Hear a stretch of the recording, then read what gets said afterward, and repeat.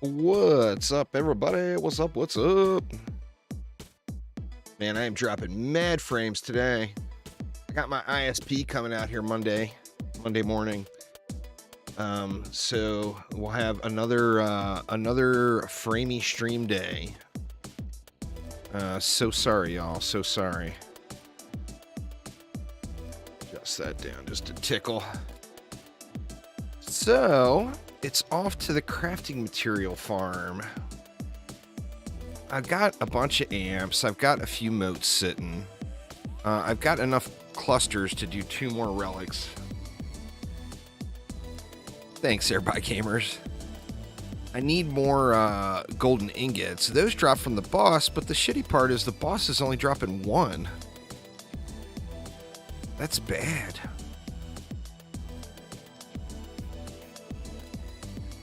And then what else do we need? What the heck, man? What is going on here? There we go. I don't need quills, even though I don't have any. I already upgraded that. I'm gonna need scales, but those maps are only dropping 1 as well. All of the maps for scales. I don't need any more rings, as I've finished upgrading that, and I need leather. What is weird with the vault here?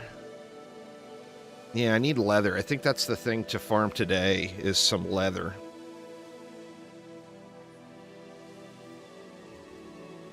So I popped in and did a, which one is that? That's Forgotten Runes and Nimbus.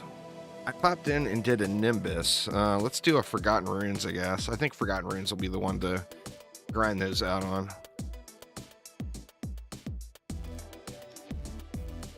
Just switch to PC. No. You can't join on anything until it's unlocked. Don't switch, man. It's too grindy of a game to switch.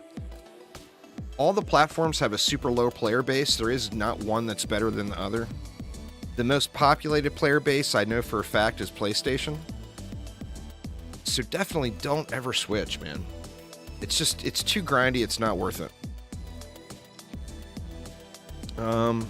But yeah, let's jump into Forgotten Runes.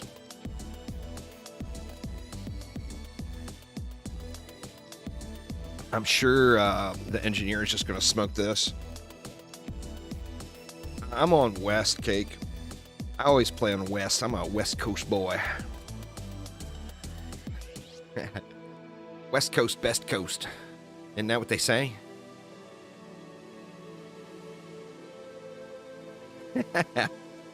Oh, it's all good. It's all good. The problem we have here with the flyers is some line of sight, because I want to kind of put the flyer defense over here. Let's see if good old Faithful, that's been crushing all of Chaos 10, will continue to crush. Let's see. And I'm going to go with a railgun.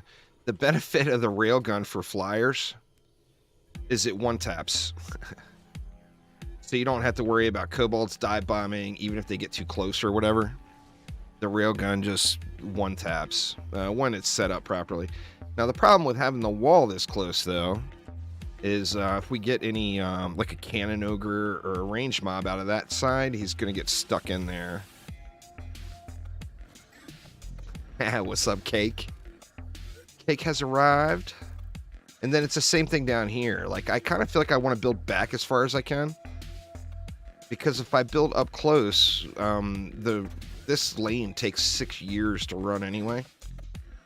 So, yeah. So let's go back as far as I can.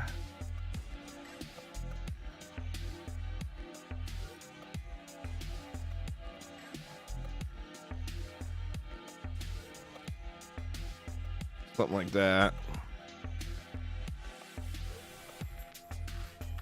We'll do some, I think do some temple or some, I don't know what map, some map for ingots other than the boss map and check it out.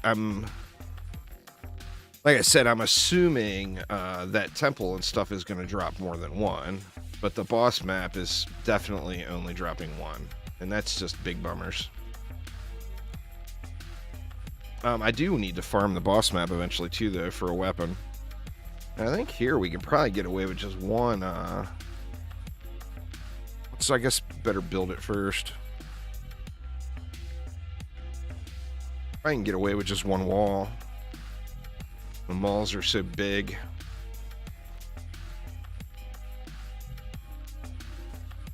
Let's do the same thing over here for the flyers.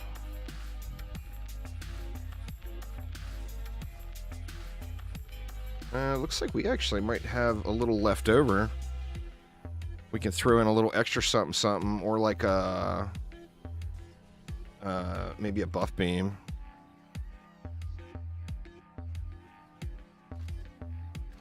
Or an extra, you know, this is a double lane. We could always throw an extra knight in here. We got 50.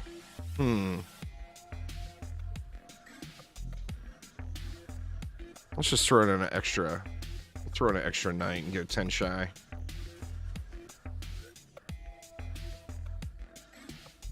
Got you on the new video.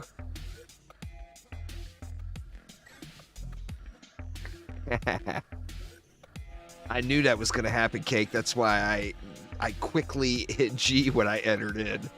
People are going to say, but your video about public game etiquette.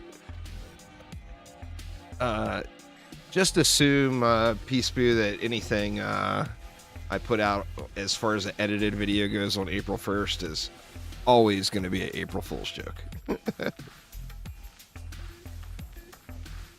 They're received better than, you know, sometimes they're received better than other times. What's going on there, Razor?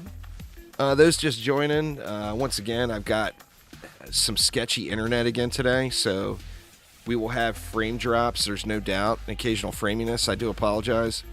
I got my ISP coming out Monday morning, so I can yell, scream, bitch, and moan. I could have always dropped it to 720, but I just feel wrong about that. Or made it 1080p 30 maybe, but I don't know. Hopefully we are able to limp through the stream here without any major issue. Cake down, cake down. Oh, for crap, man, I forgot the Barbarian. Cake just reminded me. I had a little Barbarian spiel to add in. Add to that video as well. God damn it. Huge missed opportunity for me to bash on Barbarians. God dang. The opportunities. You lose the opportunities. Merkham with the sub. Thank you so much. My Barbarian spiel was going to be something along the lines of, you know, although we have all these defenses back here that are going to easily clear the pack, always make sure that you postpone or prolong the amount of time it takes the enemies to get to the defenses by sitting up there face tanking on your unkillable Barbarian, just so you can show how large you are downstairs. You know what I'm saying?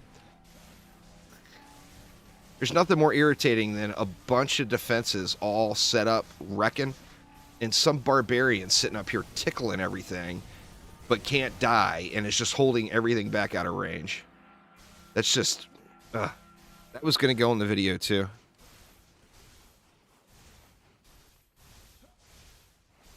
But I missed it. Boo.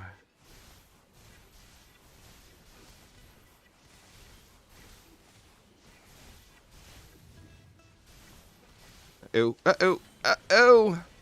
It's like I'm joining Cake in the drink. Luckily, the wave is over. There's nothing wrong with the Barb. There is a problem with Barbarian players, though, a lot of times. It's not a character issue. It's a player issue.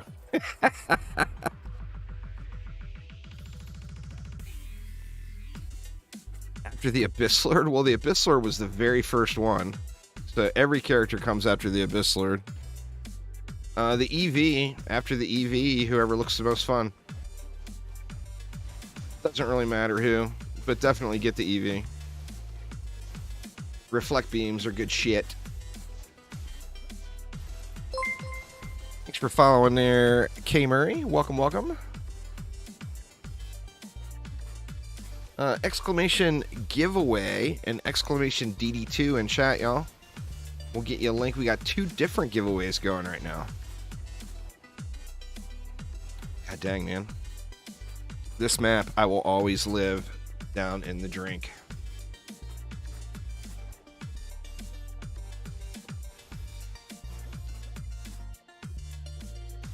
It's DD2, Peace-Boo, not DDA.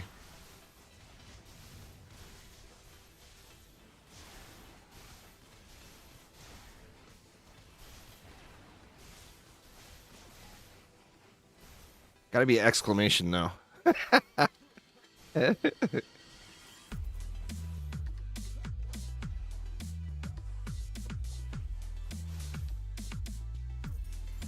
This actually runs fairly well. Now, we haven't gotten any hex throwers or cannon ogre down here. I was worried that range mobs might get stuck in the spawn shooting at the reflect beam.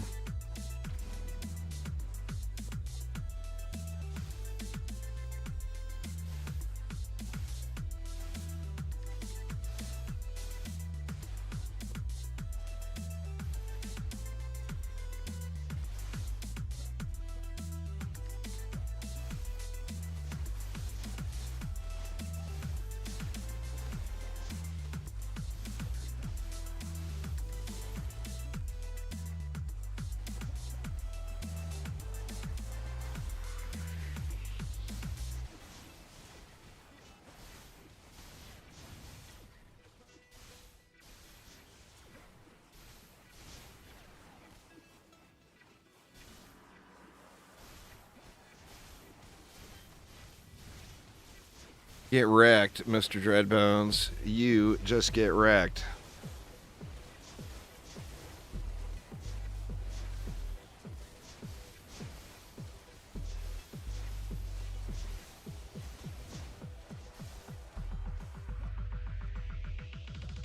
I decided I'm just going to upgrade my monk first. You know, I threw a Chaos 8 set on the Gunwitch.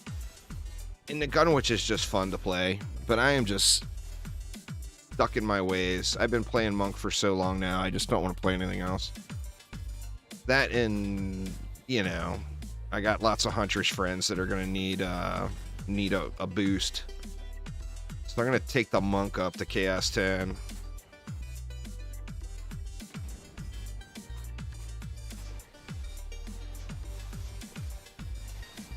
I gotta say, these magnetic knights are just too cool, though.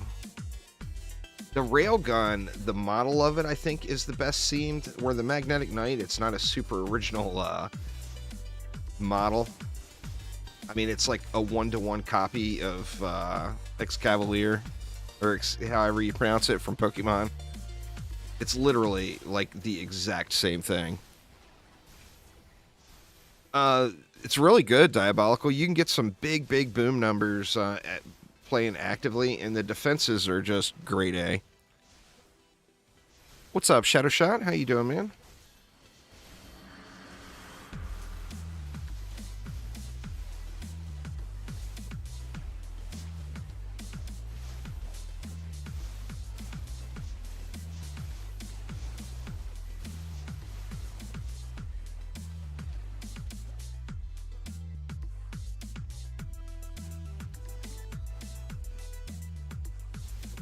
This will be my last live stream before my internet gets fixed.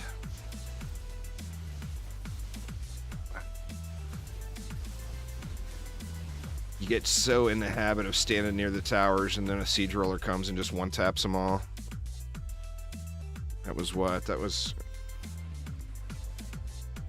Oh, it's over anyway. It doesn't matter. Yeah, it's all good. I don't have crap on my lightning strike aura. It's just there to hold destructive pylon.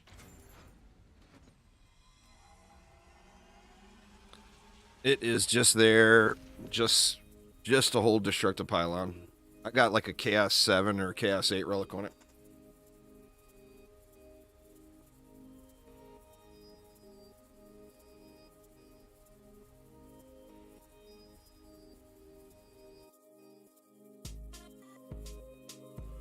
Knights and Railguns doing good in C9, are they? That's awesome. Good to hear, good to hear.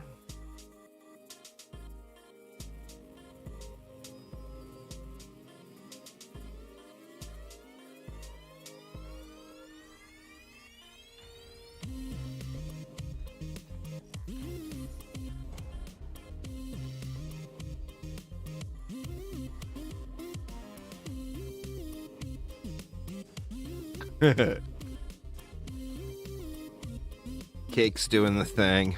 He's doing the thing. It was only a matter of time.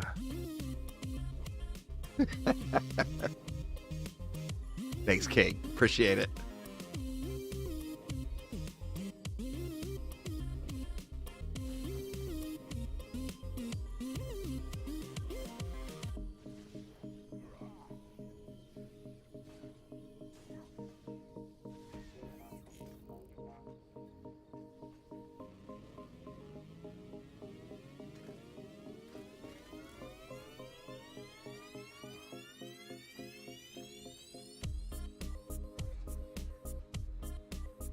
Oh no! That would be the edge of the map.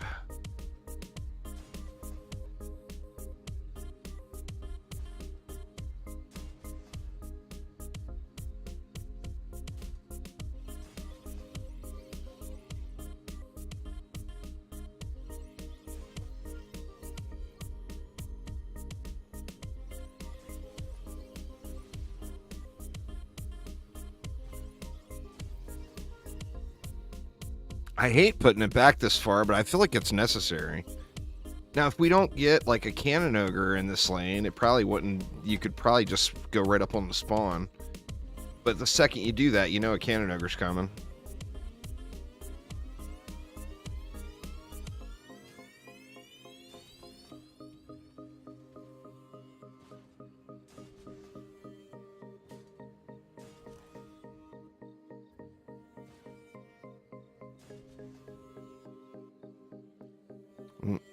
God dang it. Can't get having a trouble adjusting back to the 4-hero deck.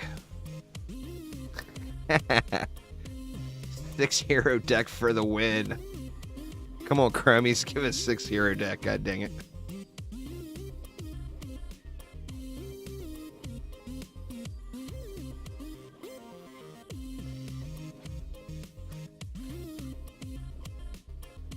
Right, now what did I do with the extra 50 last time?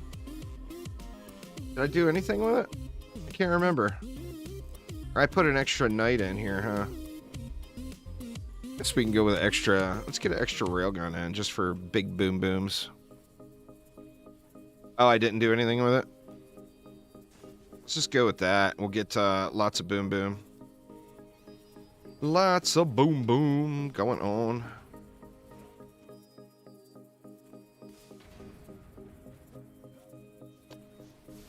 Well, I mean, you can use literally anything in Chaos 10. Set up a nice big fat wall and use any other defenses in the game.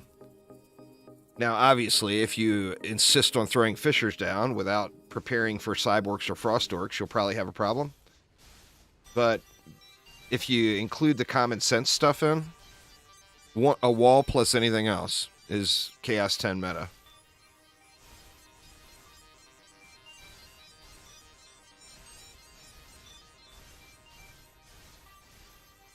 So even if all this stuff gets nerfed into the ground, there will be plenty of viable options.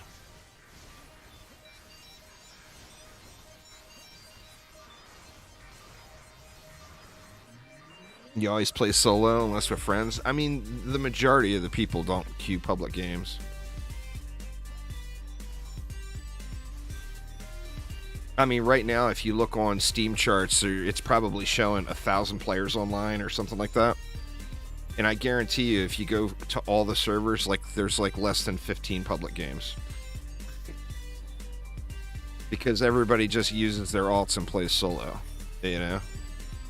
On console, you can easily split screen it. That's 2 characters. Unless you're Fisk that has an Xbox in every room in the house, then you can get your full 4-player group going. And then on PC, you're allowed to 2-player it, to dual box it, but people, of course, abuse that. And 4-player it. So out of those 1,000 people online, there could really only be like 300 or something, 400, you know? And almost all of them are playing solo with their alts. So it's just a product of what DD2 became, you know?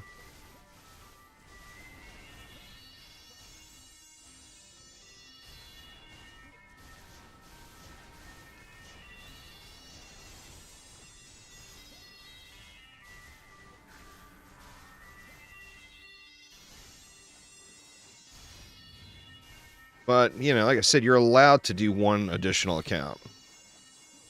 And I've got screenshots of Chromatic approving that. If anybody ever needs them. But, I mean, I ain't gonna lie. It's a game about grinding the number on the screen. Why would you not double that number by adding in an alt? It's just smart play. Plus, then it makes ancient power resets and stuff super trivial. Rollers are the worst down there, Cake. Oh, on Greystone Plaza. These are max level now. They do about 100 million. With a boost R and buff beam.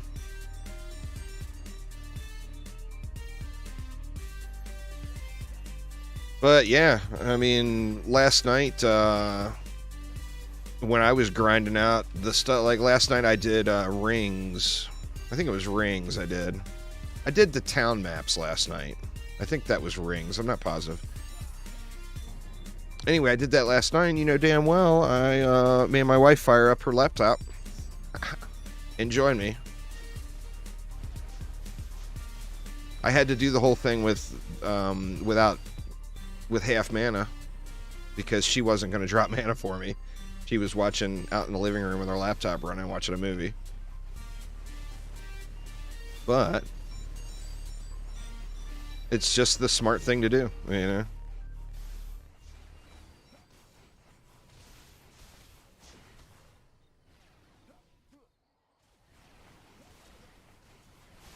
Got through season 2 of Black Sails now. I'm gonna start season 3 tonight.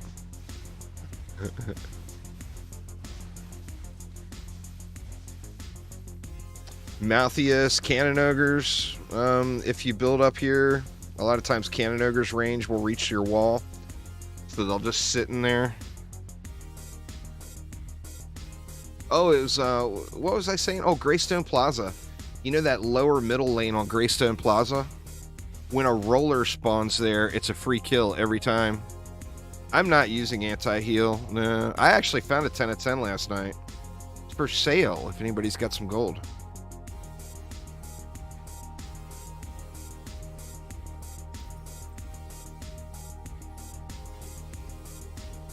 Yeah, that's the first usable 10 out of 10 I found in probably 5 years. That's probably exaggerating. 2 or 3 years for sure. But yeah.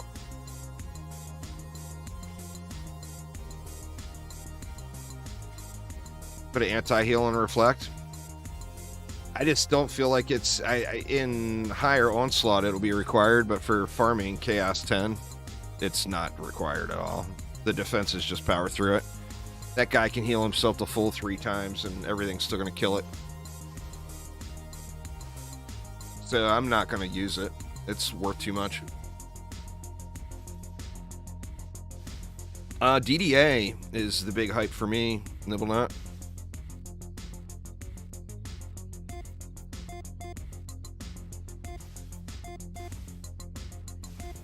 But there's not really much in the tower defense world upcoming.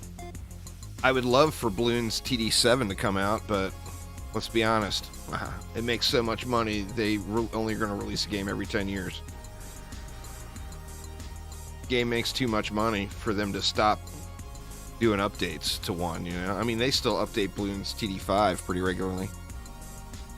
But, yeah, there's just not anything coming. There's rumor that there might be a Sanctum 3, but that is very, very rumor, and Coffee Stain is still doing a lot. Doing a lot with Satisfactory. Like, they just upgraded to Unreal 5. That's a huge undertaking, changing game engine like that. Now, going from 4 to 5 is probably a little easier than trying to go from, like, 3 to 4. But, I mean, that's big time, big money, you know?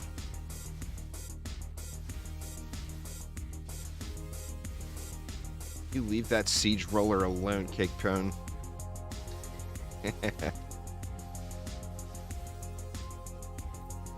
Let him die in peace.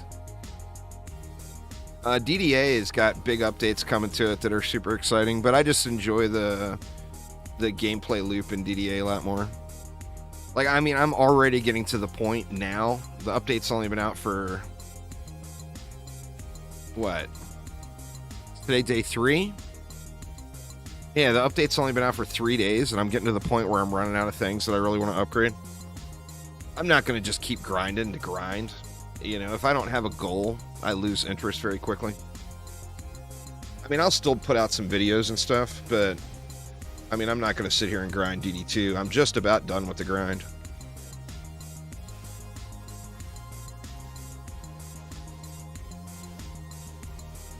I'm not interested in Golden Wings. I think that's a massive waste of money.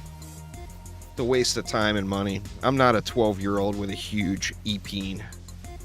I'm a damn near 50-year-old that don't give a fuck.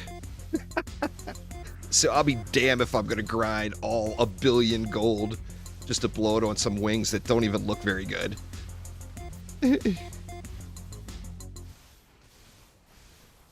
Yeah, PoE Leagues next week. Episode 2 is going to be coming to DDA within the next couple of weeks. So there's lots of good stuff going. I mean, this will keep me entertained for now, for sure. But, I mean, like, how many relics do you really need to 10 out of 10, you know? I've got, like, 7 of them now. So I'm working on a hero, and then it will be back to wait for new content.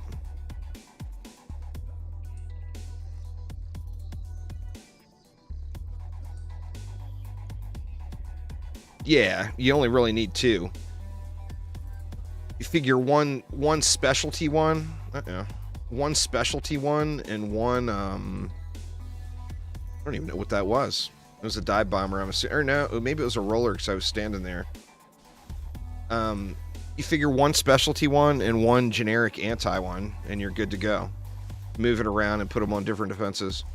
Like, I went 2 of those the rate chaos and melees, just so I'd have an alternate without having to swap.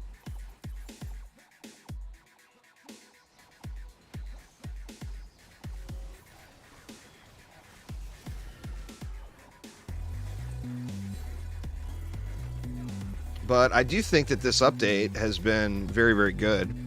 It's just for someone who's already got thousands and thousands of hours into the game. It's not really giving you a whole lot of stuff to do. When you grind 18 hours a day, you're just going to knock it out in a few days, you know?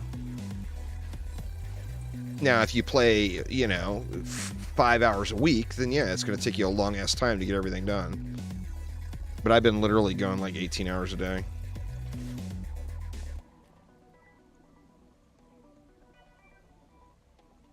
I got the specialty one for rails. I got 2 rate, melee, and chaoses. I got totems set up. I've actually got the materials to upgrade 2 more sitting in the bank right now, but I'm not sure what I want to do, so I'm not going to just blow them.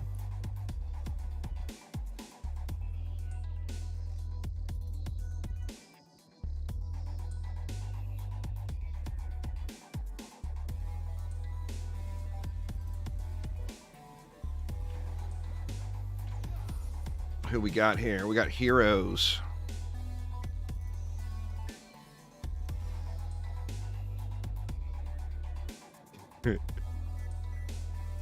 Jesus cake.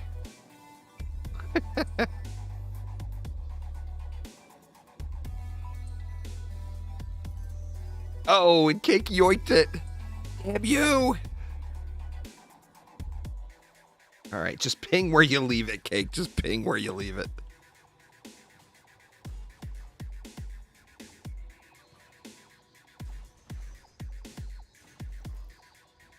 It's all good. It's all good. Everybody loads slow in DD2.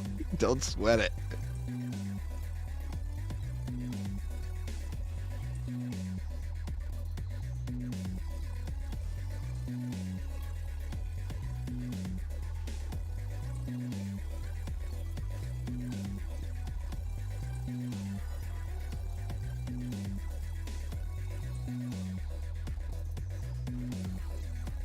See, where's the ping? There it is. Oh, man. Cake was nice that time.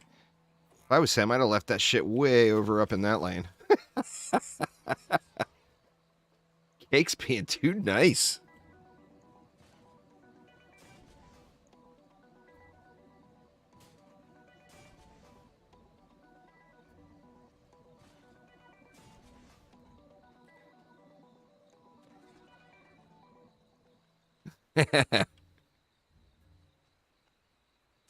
Well, hopefully you took it for the entertainment that it was or that it was meant for. The last time I did an April Fool's video, everybody got all pissed off at me because so many toxic mofos with the free-to-play game. So I actually haven't done one for a few years, and I had people asking me why I haven't done an April Fool's video. Yeah, the roller copter one. People got really angry. Like, it's a fucking game, people. Jesus Christ.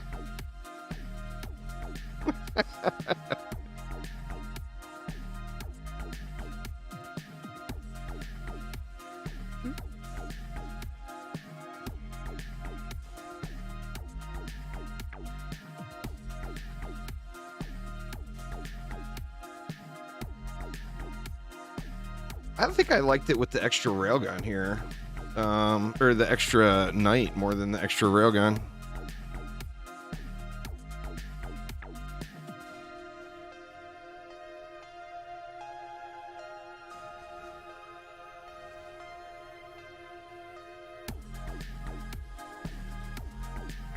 The knights are just really cool thematically, too. I don't know. Their theme is just awesome. The animation's awesome.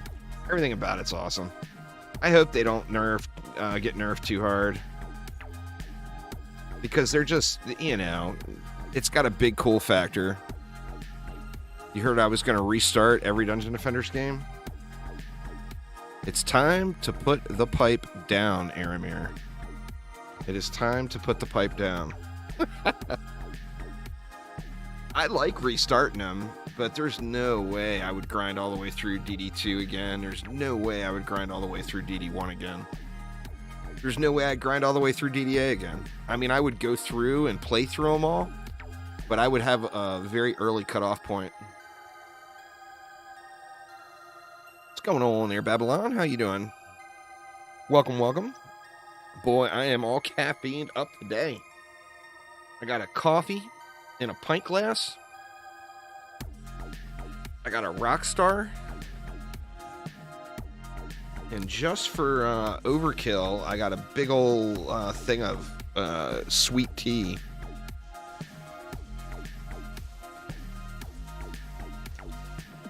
No, definitely not a thing. I mean, if somebody wanted to fund it, I'll do a DD2 speedrun.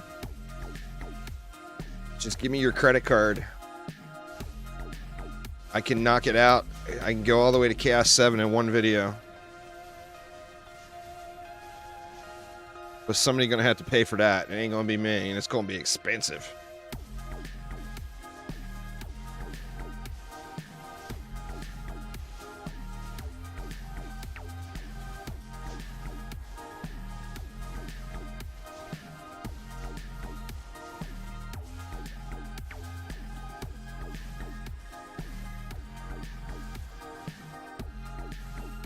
Yeah, man, I do like these towers. People are having really good results with the NG2. Like Aramir's dishing out big pain.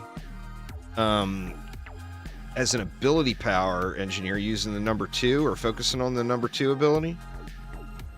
And then I've seen a couple of different people doing mad numbers with the drill arm as a hero damage build. Mine is a real mediocre set of Chaos 8 ability power gear, so I don't have a wonderful set of gear. But even with what I have, it still does pretty good. If you're brand new, I would prioritize the EV before any other hero. But the new engineer is pretty fun as a builder.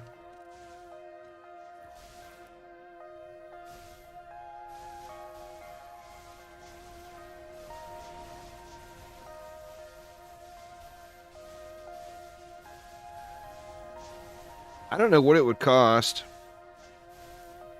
But figure just to do one relic. Say you focused on one defense. And you were just going to do one relic. I think it would cost like 5,000 or 6,000 gems. Just for one relic. The reflect beam here is one of the most meta defenses in the game. And the EV is the only one that has it. So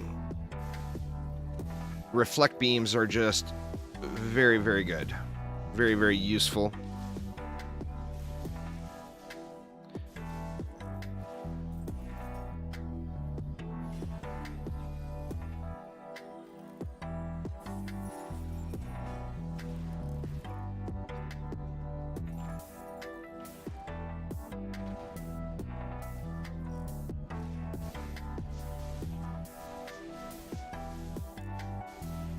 See how many enemies we can get caged here.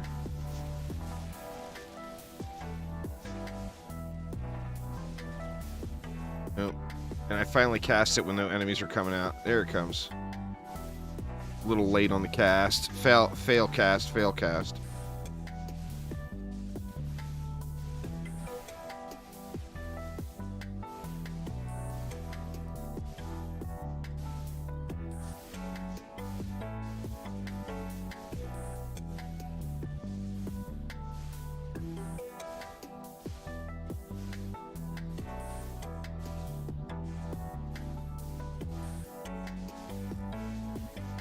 I debated on selling my Golden Drago even, but I don't think there's anyone that's still playing that's wealthy enough to afford it.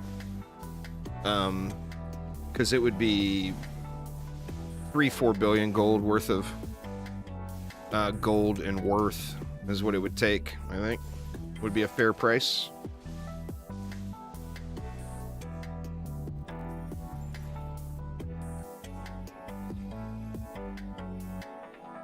EACs are really good everywhere. You don't. It's the rarest item in the entire game is the Golden Dragolich. It has to be given as a gift from Chromatic. There's less than 10 of them in existence.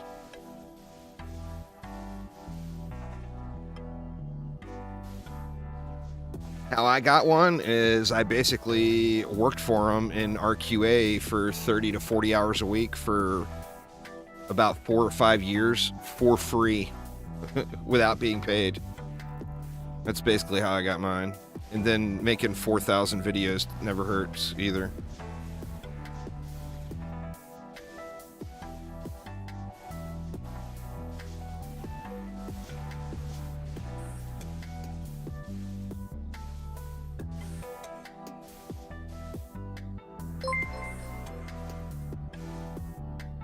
Yeah, on that same note, I'll probably never sell it. I mean, nobody's going to come up with an offer that's interesting enough to me anyway.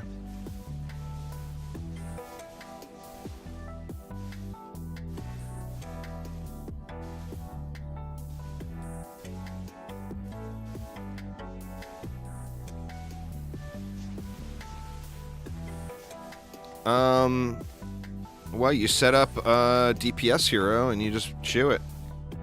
You kill the little lava bugs when they spawn. When he goes underground and does his cycle, he's going to spawn these little lava bugs. You kill the lava bugs and it the damage resistance is temporarily removed or reduced or something.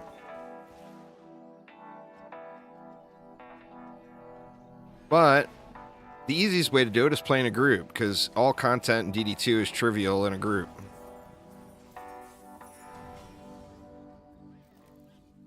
Go with a monk, a huntress, a gun witch, and then your alt.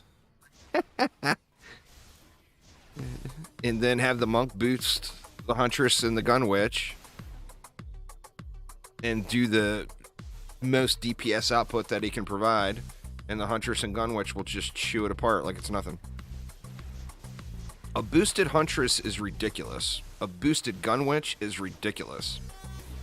And that makes the monk really the best support class in the game, as far as boss killing goes. Every group does better with a monk in it, assuming the monk's not derping. It's not the huntress and the gun witch's job to stay close to the monk. It's the monk's job to stay close to the huntress and the gun witch, and a lot of people don't understand that. They're like, come over here and I'll boost you. It's like, no, you go over there and you'll boost them, because they're the ones getting the job done here. So go over there and boost them.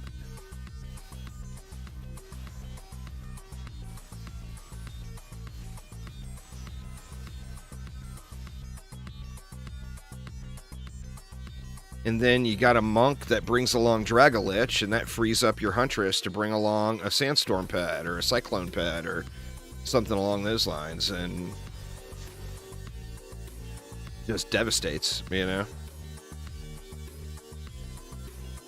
And why does the roller always spawn down there, and it takes like 6 years for it to come out? See if I can get a booty shot. Boom! That was like 200 million. I didn't see the number, but it was like 150, 200 million. And that's in Chaos 8 gear. Like a bad set of Chaos 8 gear at that. Just randomly thrown together stuff.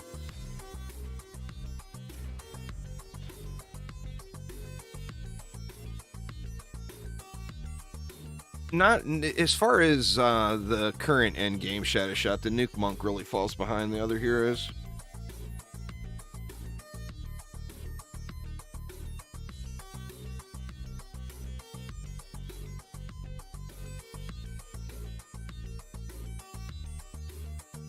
So how framey's the stream looking, y'all? I'm dropping mad frames today.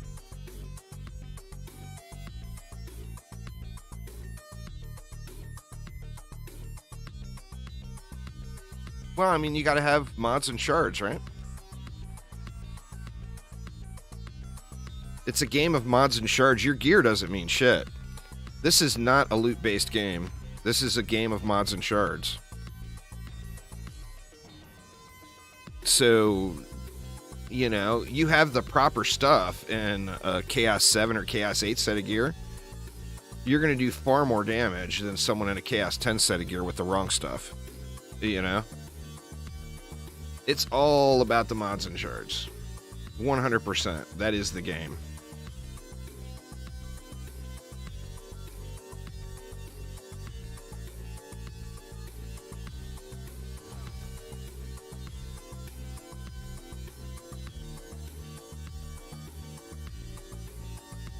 I don't know how we haven't had any real bad stuck mob problems on this lane, because that wall is way too close.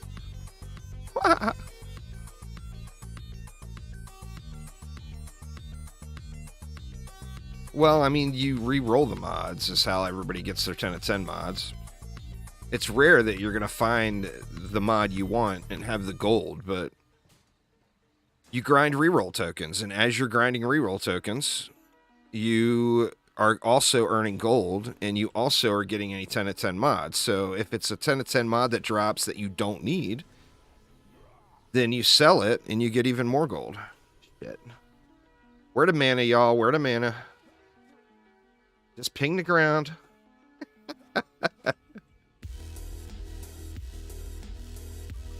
That is not the place.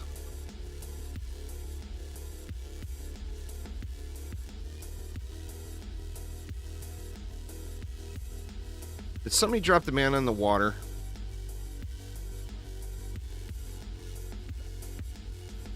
Oh, there it is. Okay, okay. That's still not all the mana.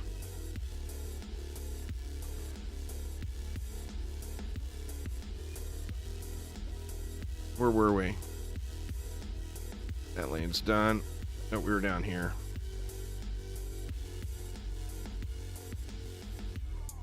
I don't have a price on it yet. I'm waiting for offers. Nobody knows what it's worth, so I'm not going to just pick a price and sell it. I'll either be getting ripped off or ripping someone off. So until a price gets generated, I'm only taking offers. I'm not, you know, I mean, I don't want to get ripped off, and I don't want to rip anybody else off. So it's kind of a double deal sort of thing. Go 2 railguns again this time.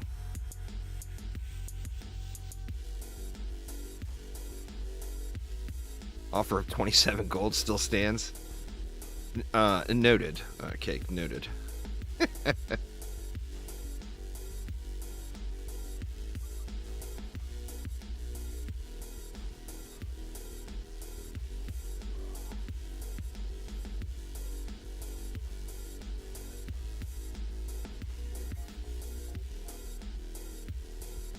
What kind of cheese you talking, Odinson? I mean, you throw grilled cheese out there with like that processed American singles, and it's a big nope. But, you know, if you're going to bring in some quality Swiss or something, then we can talk, you know? Thanks for following there, Valerian. Any tips to get more damage? Yeah, get the right shards and the right mods you need. 100% of the game. Start off with getting the shards you need, and then once you get those and you start pushing up, then you get to start working on mods. Am I American? I'm American now, yeah. I was born in Northern Ireland. I'm a dual citizen. Thanks for subscribing there, Hydra. Welcome, welcome. I just have videos. There's a bunch of stuff. You join my Discord server, there's tons of written guides linked in the helpful links section.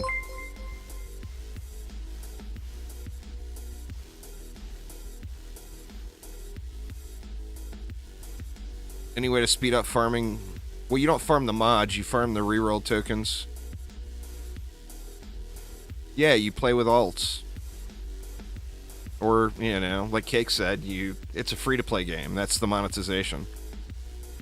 You grind it. Oh, for shards, the same thing.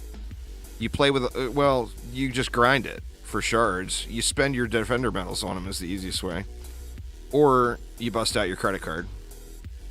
But grind, it's the only time you should ever go down and ever play a lower tier difficulty, though, is when you're looking for shards of a specific tier. But grind the shards. While you're grinding the shards, you're earning the defender medals, and then you can buy shards with your defender medals. It's not, I mean, it's meant to be a long, miserable, painful grind. Because the more miserable and the more painful it is, the more likely people are just to buy them with real money. So that's the free-to-play hook. One of the free-to-play hooks. Oh, that's kind of up to you. Just minimize the shards. If you don't have them gilded, then just minimize the number of defenses you're using. Or don't use any and get an alt. And an alt is obviously the smartest thing to do. And then you just reset. You have your alt carry you through whatever you need to do, and then you reset again. And I mean, some resets in that situation you can have is done in as little as like 3 maps. Well, I'm in all max Chaos 10 stuff with mostly gilded shards, so I don't really do any tutorials on that, but if you Google it, you will pretty easily find the answer to that, Nico. It's allowed for you to run one extra account. It's not allowed for you to do any more than that. But I don't think I will ever do a video on how to do it, just because it's still gray area and I'd rather just stay away from that.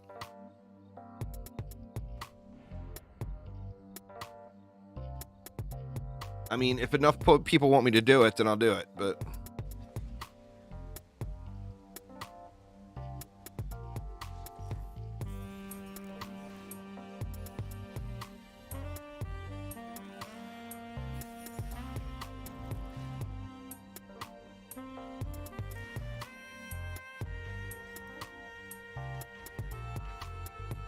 I didn't realize I hit 9,000 Ascension for the...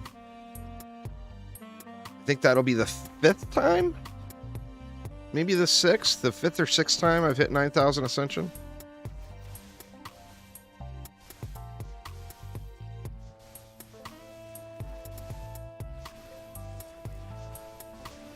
Archangel and grinding out the infested. Very nice, very nice.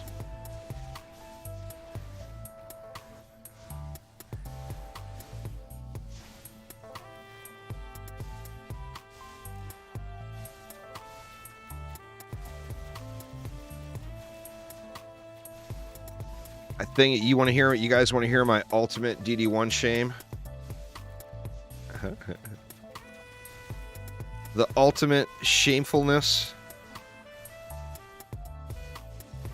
Are you ready for a cake? Are you ready? I never made an adept.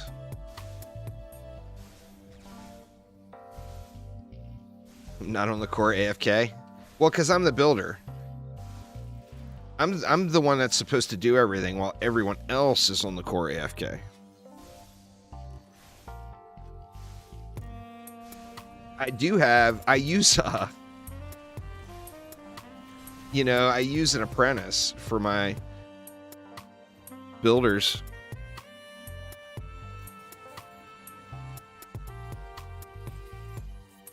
But I do have like 3, I think I got 3 or 4 of those experience orbs, so I could easily make one and correct my shameful behavior. Whoever looks like it's the most fun to you, Hydra. After the EV2, it just doesn't really matter too much. You can make anything work after the EV2.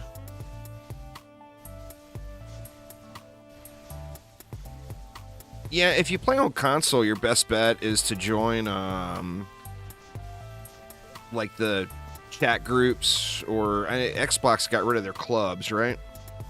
Or whatever Xbox equivalent is. If you're a PC player, then Discord is kind of a no-brainer. But besides like the core player base, most people do come and go in DD2.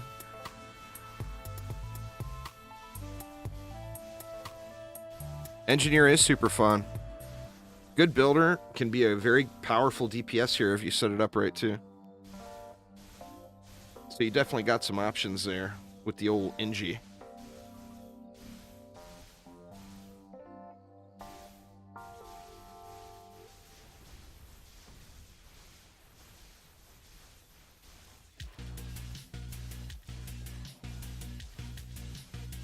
Yeah, DD2 appeals to lots of people. It's got the casual nature, and the difficulty's a lot lower, with a million things in the game to do. So there's an unlimited list of things to do, and very little difficulty in comparison. So you get a massive amount of game time out of a free-to-play game.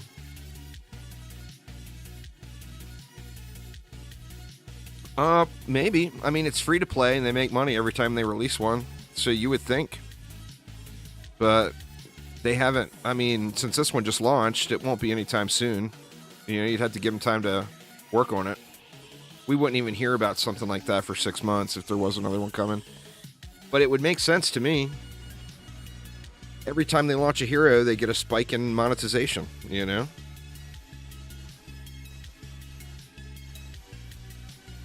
And there's a whole lot of them, base heroes that they have to work with from the MOBA still. I mean, this character, they got massive changes into it, but this is from the MOBA, you know? Well, they said there's no more chaos difficulties coming. Chaos 10's the top.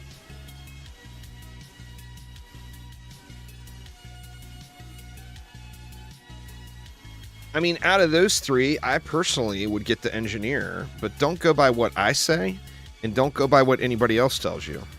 You look at those and see which one you think looks like the most fun, and that's the one you should get. Don't let anyone tell you what to get. It's your hard-earned Defender medals or money to spend, you know, spend it the way you want to spend it. You're not going to get a huge value more one out of the other. It's all about your enjoyment.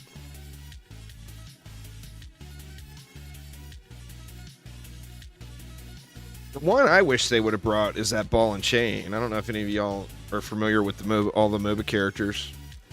I think I actually have an image of him. Who's here? I'm actually full, so I'm going to pop out the tavern, clear my inventory. I'll see if I can't fish that image up real quick. Now, remember, it's not just like a plug-and-play type thing. They would have to put massive amounts of work into it. To get these working, but let me see. Let me see if I can find an image from the MOBA.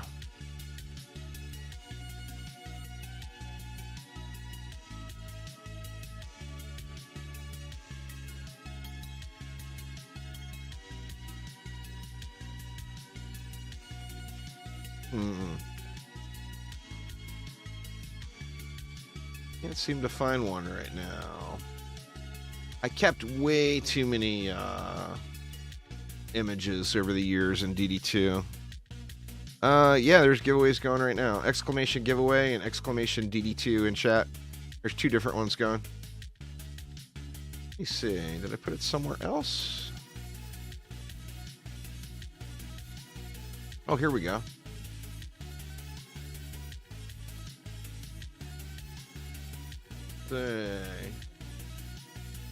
So that is the start screen from the MOBA. The check marks are the one already in the game. Actually, the first unchecked hero at the top is the engineer. The one in the Countess is not checked either, down in the bottom row. The one I would have really loved to have seen is that one that's at the very top row on the right. It's the prisoner. He's tied to a chain with a big ball on it, like a cannonball, and swings the cannonball and smacks things. But remember, too, those are 10-year-old models and everything, so they would have to be completely reworked to make it into DD2. They would. It's not like just plug and play. They would have to put a ton of work into them.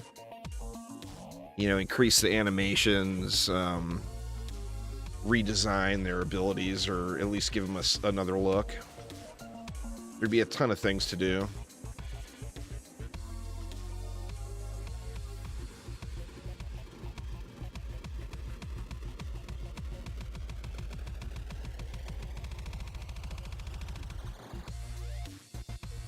No 10 out of 10s for me today.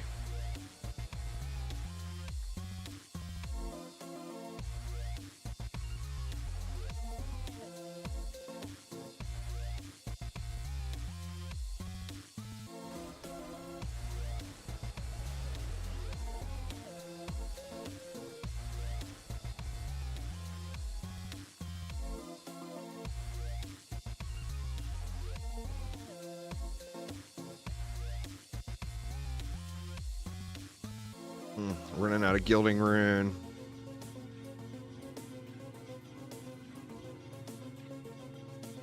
A few of the new ones I do want to get gilded.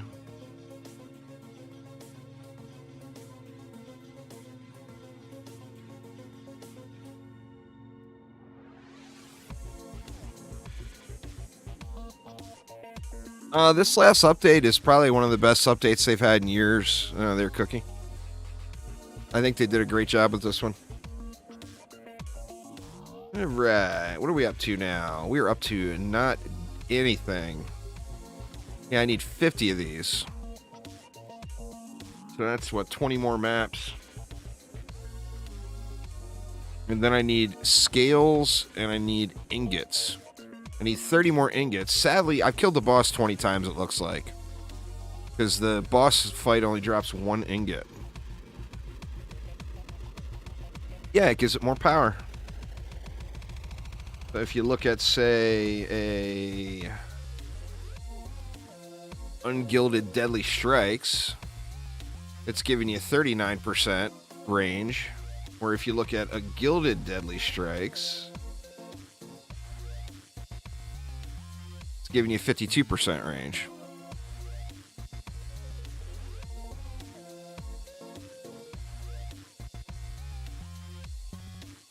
So yeah, you get more value. I mean, there's a few shards that you don't get any value out.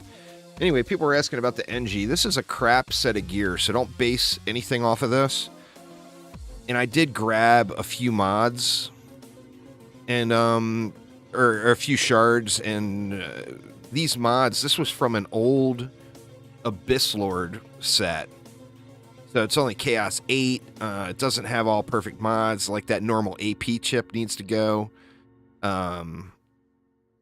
That normal AP chip needs to go. It was like a thrown together set for an Abyss Lord way back in the day.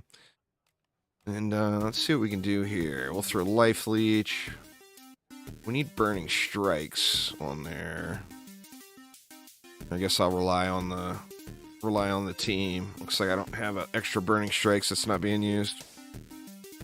There's a Drench. There's one. We yoink that.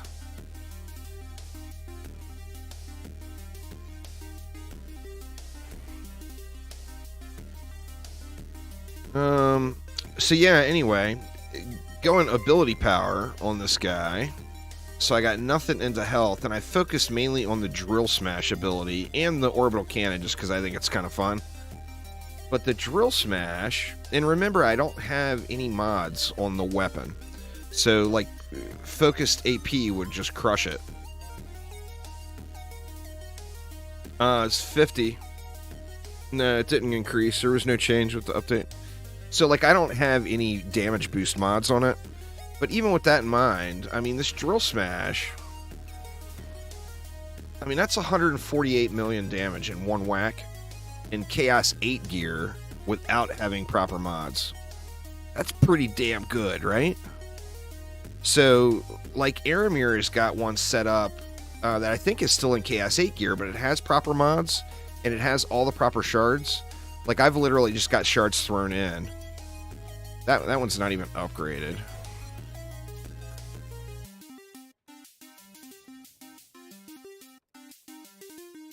Those are both upgraded at least. Wonder if I have enough to guild that yet. I've seen a lot of... Oh, no, nowhere near. But yeah. Even without Drago... But it was a non-crit for 46 million, it looked like, without Drago.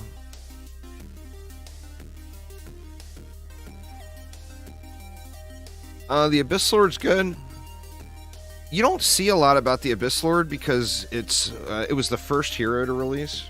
So it's been out forever. And, you know, people always play the newer stuff. The Abyss Lord is viable. It actually has incredible crowd control.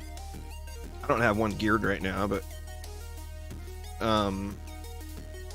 you use that as a stun. So basically you can just slap a stun whenever you want. Also provides the healing fountain, which is great, like great team composition.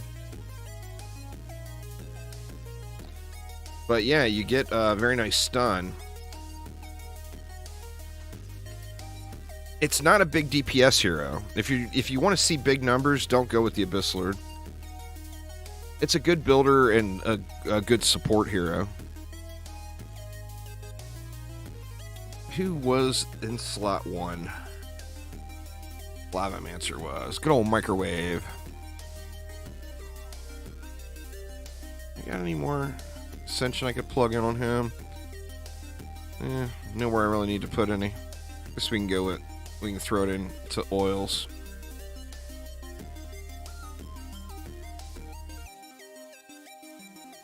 All right. Wazgi with the sub. Thank you so much. I do appreciate it. Welcome, welcome. For those just joining, so sorry for the framies today. We got some framies. I got my ISP is scheduled to come out here for me to scream out on Monday. But sadly, we've got a little bit of an unstable upload right now. So occasional frames. And once again, I do apologize for that. All right, well, I mean, them leathers aren't going to farm themselves. Let's get back to it. I'm farming leather right now. After that, actually, I'll probably take a break and move to ingots at some point. Let's go a couple more leathers, though. A couple more leathers. Public match on US West. Feel free to join.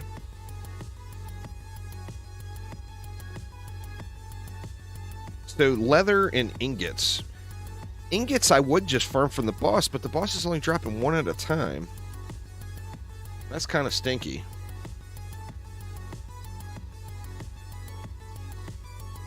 Kind of stinky.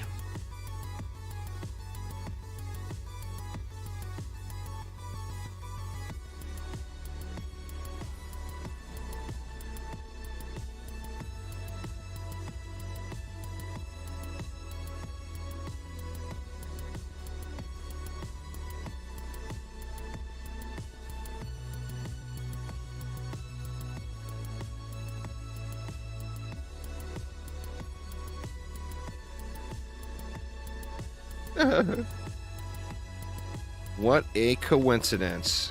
Cake has arrived.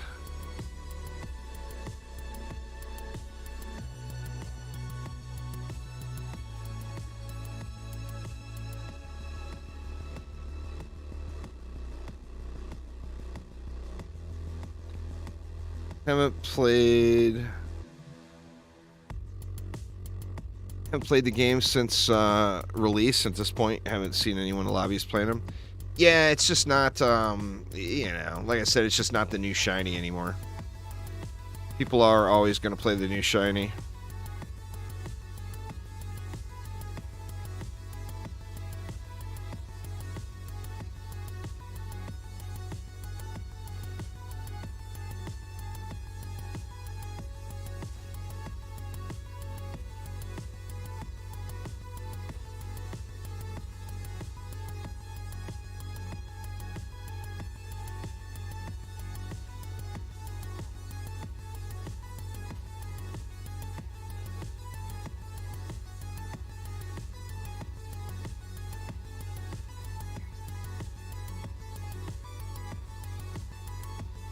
I think we good. It would work on a Chaos 9 lane. I don't do Onslaught. I don't suggest anyone do Onslaught. I think everyone in the game should boycott Onslaught and force Chromatic to make a better game mode. So, I know there's people that love Onslaught. I am not in that group. So I would say do the minimum amount of Onslaught that you need to do just to progress through the game. And then don't do that awful game mode.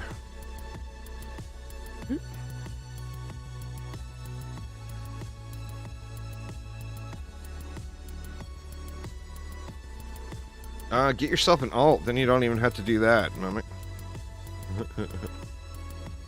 Alright, what are we missing? Oh, our extra pew. I mean, if you find Onslaught fun, that's awesome. It's there for you. Most of the, you know, with few exceptions, of course, a lot of people didn't experience what Onslaught used to be, so they only know what's there now. So they don't have a comparison. The new weapons are big single target weapons, no, Mike? So if you want single target damage, I think most of them are going to be best in slot. So if you're looking for like a boss burner weapon or something like that. They're going to be the shit. Oh, crap, man. I always hit it by accident.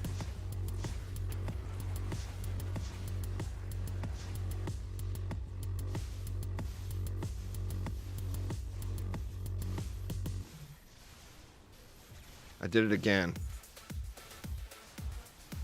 I can never get used to casting shit on the ground.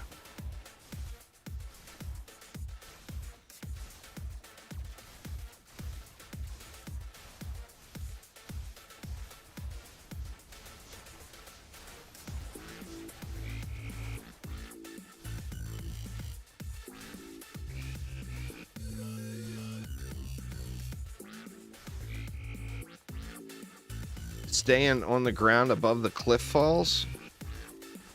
What do you mean? Outfall, thank you so much. I do appreciate it a ton.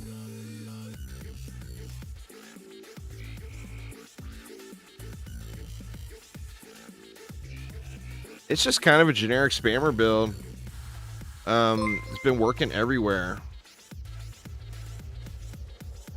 Thank you a ton there, Outfall. I do appreciate it.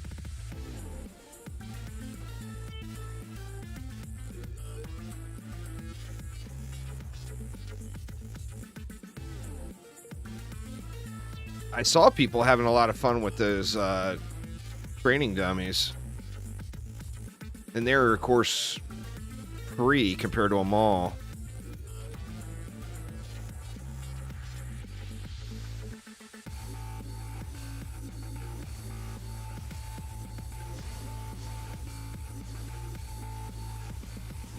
By the time I get set up to cast this stupid thing, I wish you could throw this in the air, is what I wish.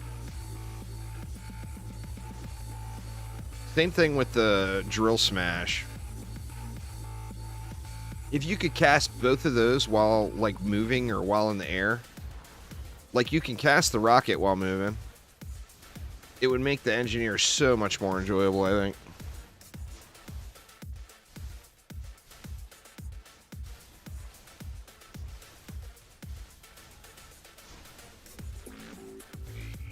Yeah, it's no fun there, Outfall. It is no fun at all.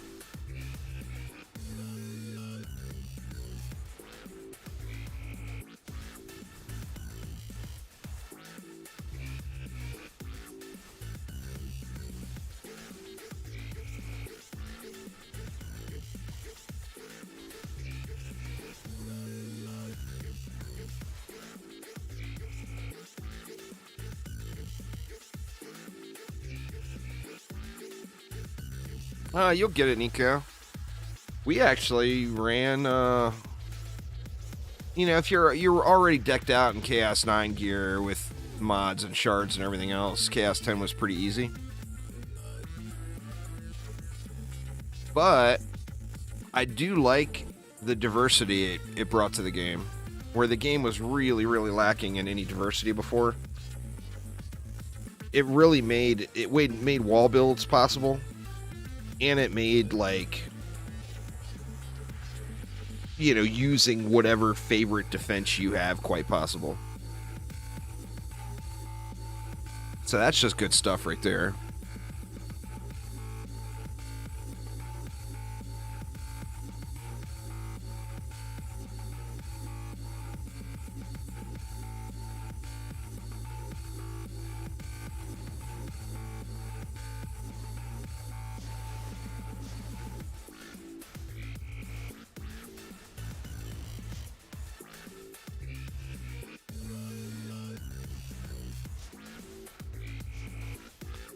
All good. It's all good.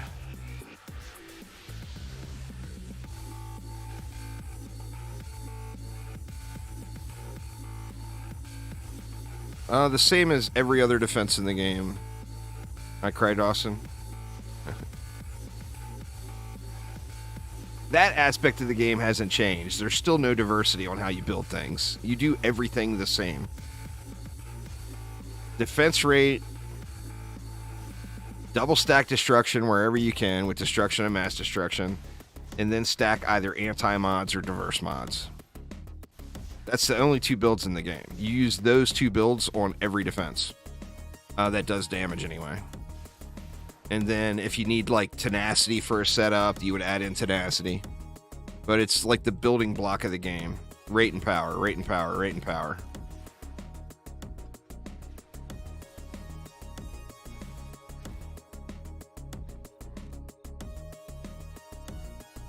Well, you have to do one map. You have to do your minimum unlock floor. And that's it. Just go to the wiki and look at it tells you what floor you start at and what floor you have to go to for that reset. Well, you start at your starting floor, then you go back and you manipulate the expedition system. So like Chaos 9 Expeditions unlocks floor 300 every time. So, you know, say you got an alt and you're 30 resets in or whatever, and these are not exact numbers, but say you got an alt and you're like 30 resets in. Next guess, thank you so much for the raid. Welcome, raiders. Welcome, welcome. Then you use your alt to carry you on that onslaught floor 250 or whatever it is. You equip the trash gear that's on the ground, and that unlocks Chaos 9. You run one Chaos 9 Expedition, and then you do another AP reset. You can get all the way up to, like, Ancient Power 50 like that for free, basically. Mastery Farm Day. That new shard is not super interesting to me. So I will probably leave that one on the back burner.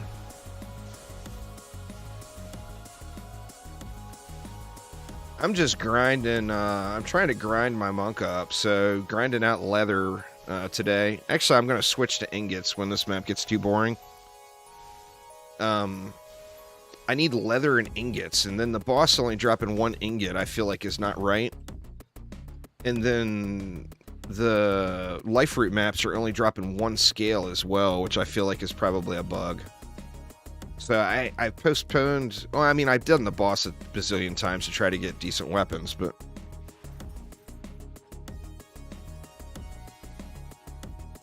I just told you, I Cry Dawson, the same as every other defense in the game. So, for example, if I wanted to switch over to Sentry Turret, I would pick this up, move it over here, take these out, move them over here, and boom, you're done. You can use the same thing on most defenses in the game. And then you might need something like Tenacity situationally, Piercer Servo situationally.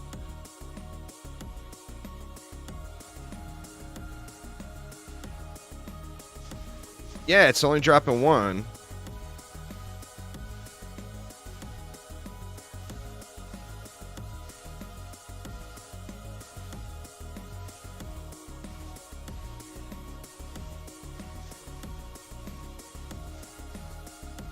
One ingot. That's it. On console, you're getting 4? Oh, we're getting screwed then on PC. Well, yeah, moats are the easy part. They're just stacking up. The balance of what you need is not right. Like, say you just started and you want to get one Chaos 10 relic upgraded from Chaos 9. By the time you get your 50 clusters, you've already got enough moats to do like 2 relics and enough amps to do like 3 relics. The stuff is not balanced out super well. So like I probably got 4 or 5 stacks of moats now just sitting that I can't use because I don't have the other materials. They're hyper shards. You get them from doing mastery mode or prime incursions, which are Chaos 8 and higher prime incursions.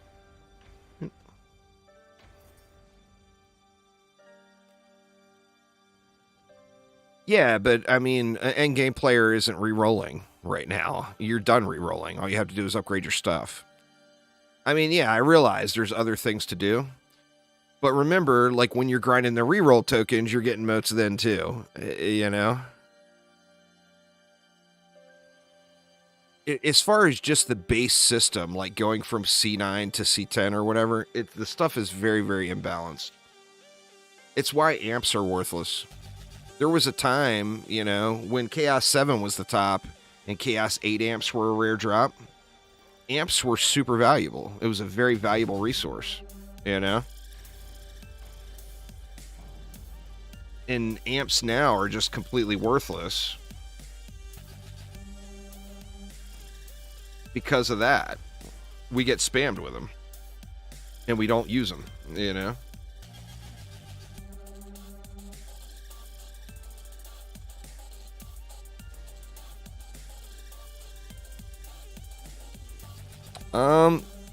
The best thing you can do about that, there, Dawson, is say something to Chromatic about it. Because the only way that would ever get changed is literally if 1,000 people complained about it to Chromatic. So anyone who wants that to be the case needs to speak up. And I'm not talking about on my streams or on my videos. I am not Chromatic. You know?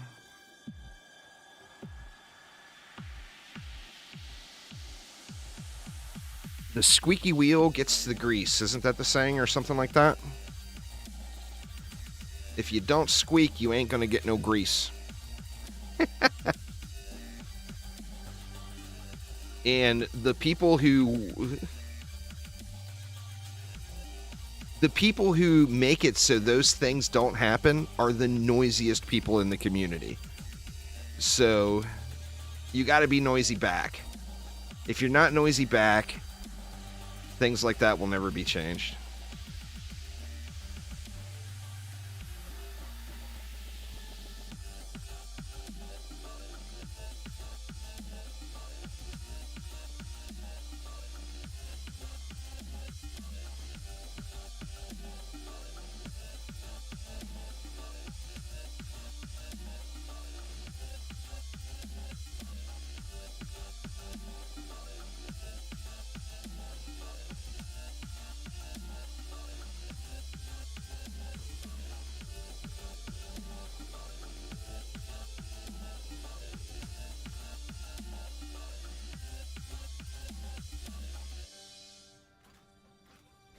Need to set my fishers back up or whatever and start doing spammer builds again. They're so much quicker.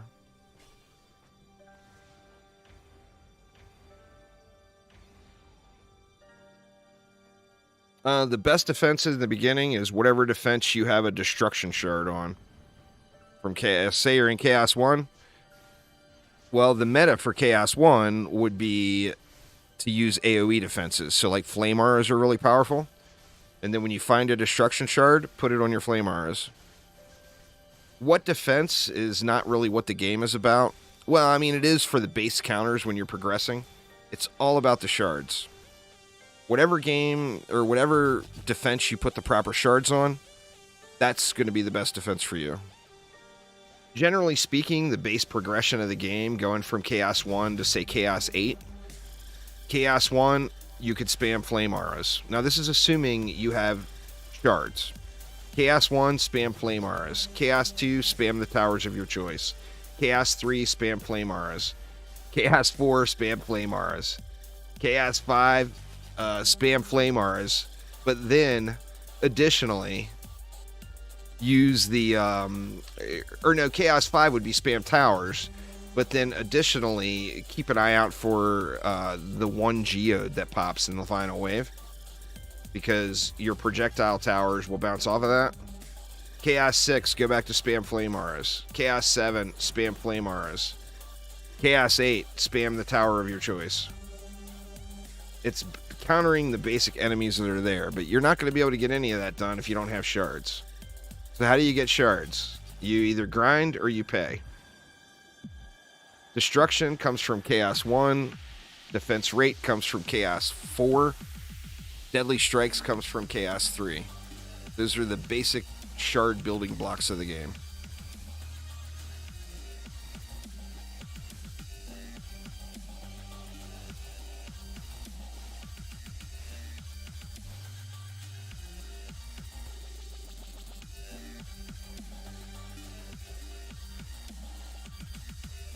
if you set up with, if you've got Fissures of Embermount set up with the Embermount mod, and then you overcap the rate and either have tenacity or automation on it, you can actually spam Fissures all the way down the lane with no boost auras, no buff beams, no destructive pylon, no nothing. Just spam Fissures all the way down the lane in Chaos 9, and it's winning. Or Chaos 10, pardon me, and it's beating the maps. I was kind of surprised about that one. Cake's going to do some DD1 games. Nice, nice. We'll probably do one more run after this one, and then I'll switch it up to get some ingots. That way the map doesn't get too boring. Boring and grindy.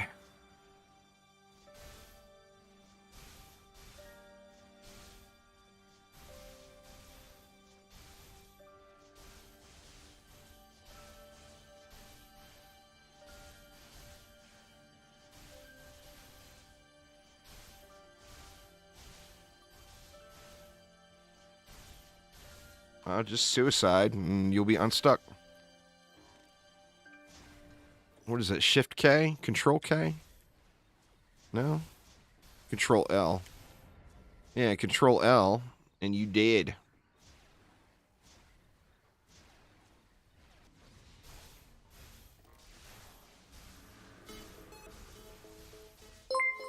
I'm farming Chaos 10 maps, or mods, so no, I probably won't play any Chaos 6 today. Thanks for subscribing there, Tempest.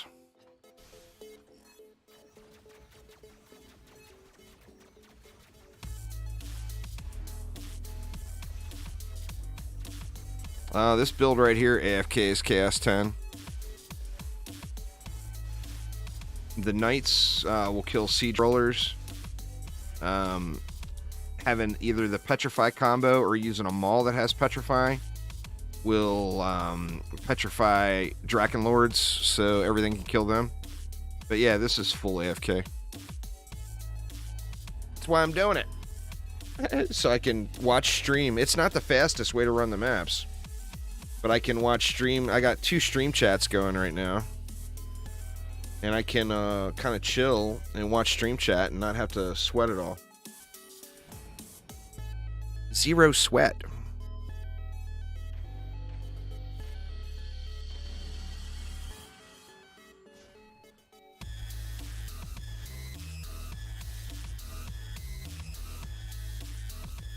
Yeah, for sure, Shadow Shot.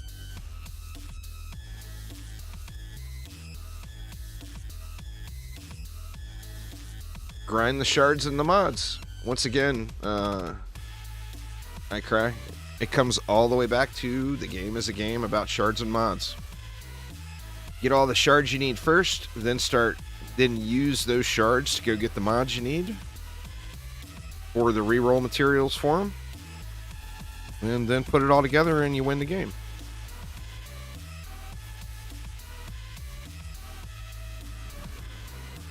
The difficulty in DD2 is not the game. The difficulty is grinding the stuff. There's no skill level. There's no, you have to be better at this or that. It's you either spent the time or you didn't spend the time. That's 100%. That's the difficulty of the game. Come on, Barb. Let him out, man. Let him out. He's gonna just die if you let him out.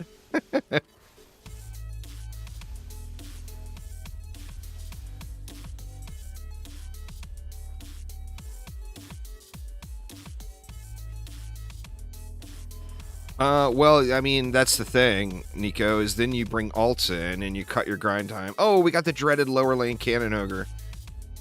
Is he coming out of the spawn? We'll never know.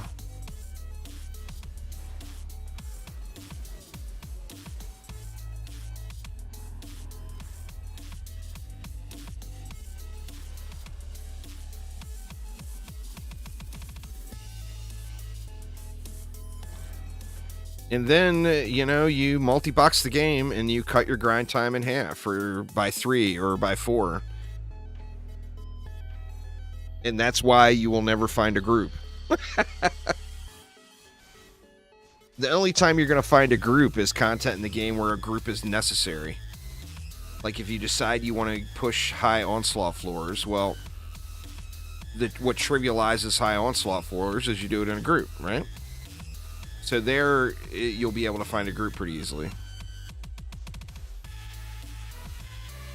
Yeah, I don't remember what I've got on it, so I'll show you here at the break, or when we get done with the wave. It's just a generic, kind of a generic wall build. I don't remember the exacts I have on it, but I'll pull it up. It's probably not fully min-maxed. It's just what I had laying around.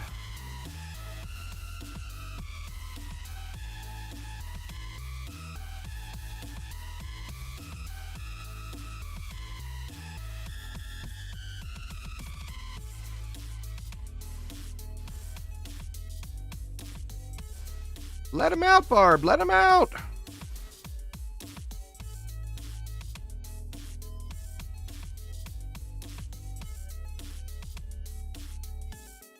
You let him out. He's just going to die. Go make you a sandwich.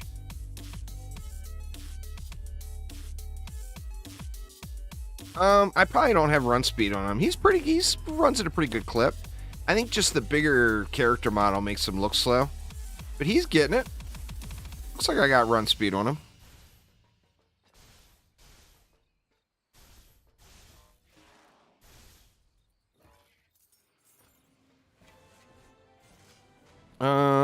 Anyway, I'm using this. Fort, protective downgrade, and hardened. With auto repair, fortification, and juggernaut.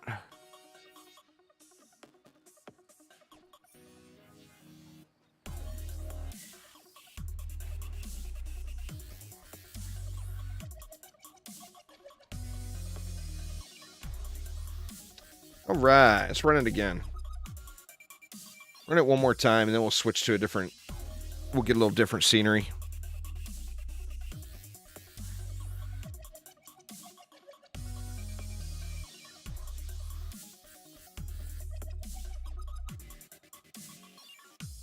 The defenses are crazy good. Gooded. Actively, once you set up for it, just like anything else, you know, you get the full setup for it. It can put out big numbers, ability power, and hero damage. I think, personally, I find ability power a little bit more fun on the engineer to play. But you can get some big numbers with hero damage as well.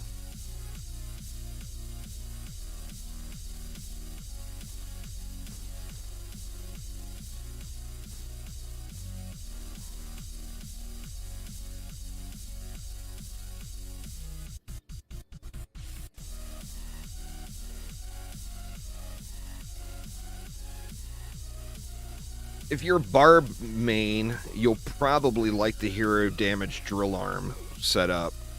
But for me, I just find it really dull to play. Oop.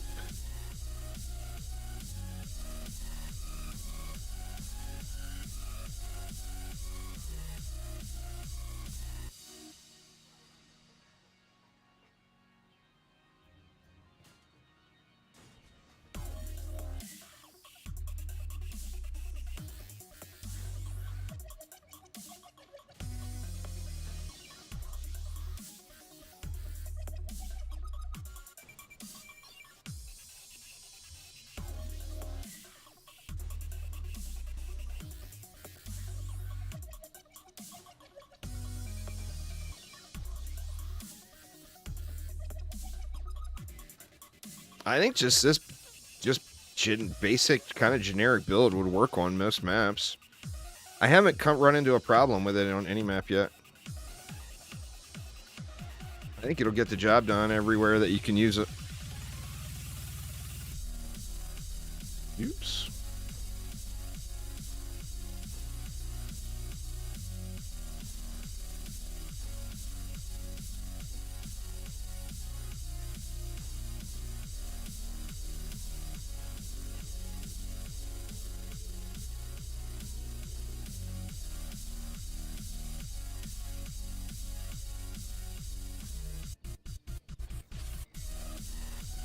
little wonky placement on that, but I think it'll be all right.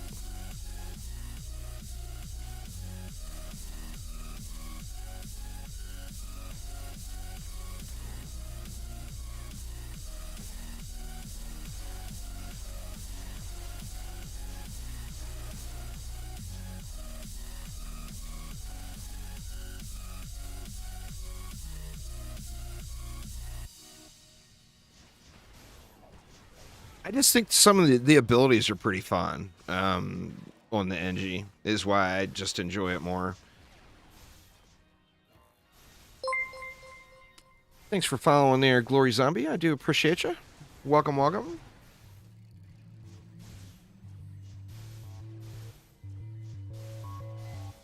That's just what I got, Shadow Shot. Like I said, I don't think it's min-maxed, but it's functional.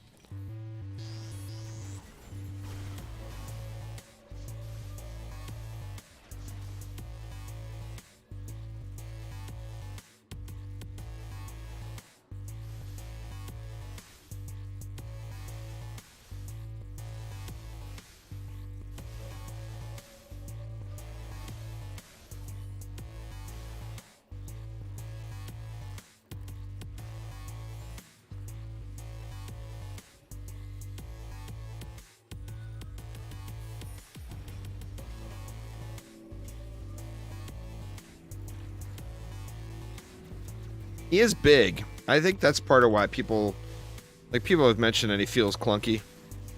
I think it's just because his character model is so large. He a big boy.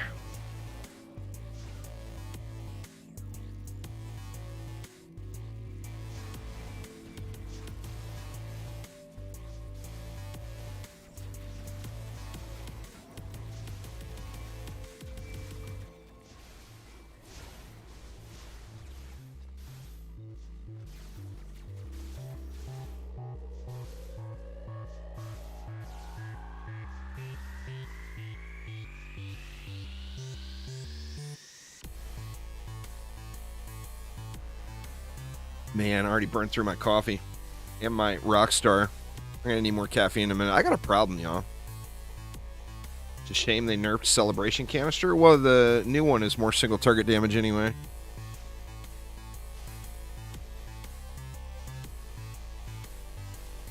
The new one has a higher multiplier than, well, just McDougar's has a higher charge shot multiplier than Celebration. The single target, McDougar's was better. But the Celebration gave you that AoE and the boom boom.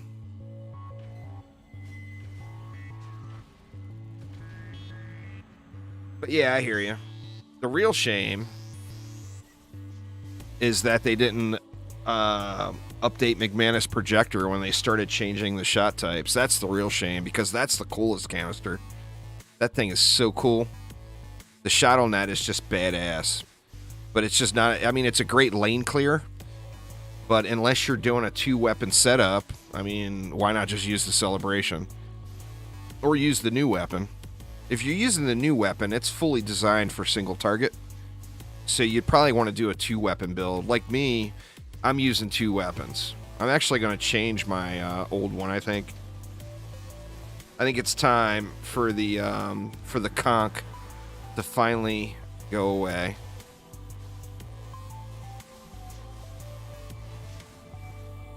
So, like, I'm using this one for single target, but then I got another weapon. 20 maps down. I have to change it up.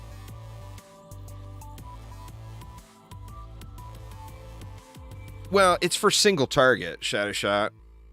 The general meta has been Celebration for quite a while now. I don't play any melee heroes, so I don't really know Ninja Kiwi, to be honest.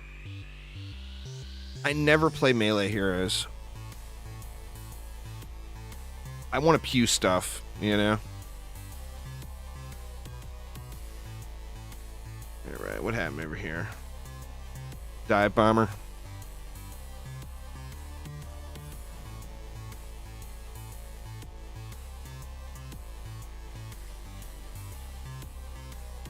Should take care of that. The Dive Bomber, all the flyers should be getting one-tapped. Unless it gets distracted by something else.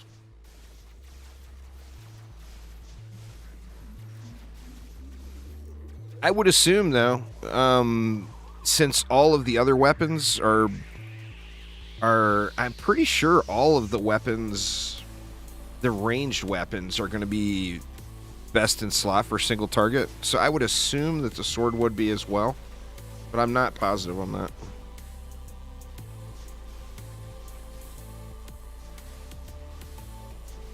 The cast never went off. There we go. Oop, and I cast it way back here. God damn it. Or no, I didn't. I casted it out there.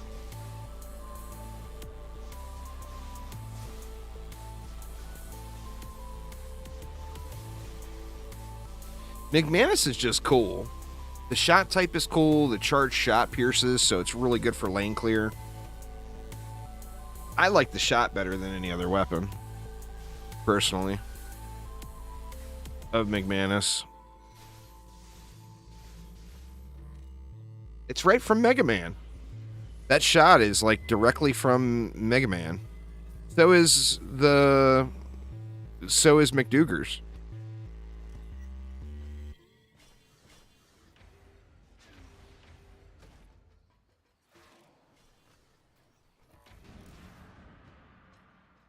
Yeah, the charged shot pierces, so it goes into spawns, which is super nice.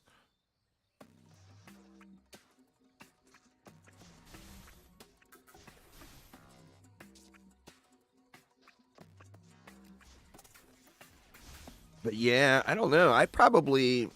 I'm sure I had a 20+ win streak on Catacombs the first day, grinding clusters that night. But I don't think, I just always end up changing maps to switch the scenery up a little. It gets too dull just doing the exact same run over and over and over and over. I guess we can go here until my inventory goes to 70%. When my inventory goes to 70%, I'll pull it off. I'm not today, Cyberfire. I mean, I'll probably play the DDA PTR later on, but I'm not going to be streaming it today, no.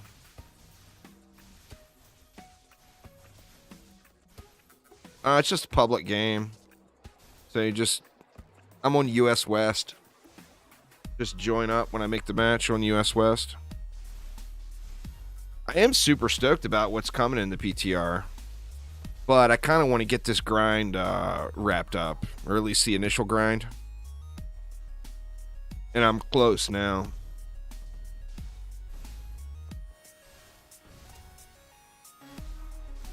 Black Sails, their Outfall. That's my show right now. On update day, I watched season 1. And last night, I watched season 2. And tonight, I'm going to start season 3. Alright, let's do one more. Just one more. Just one more.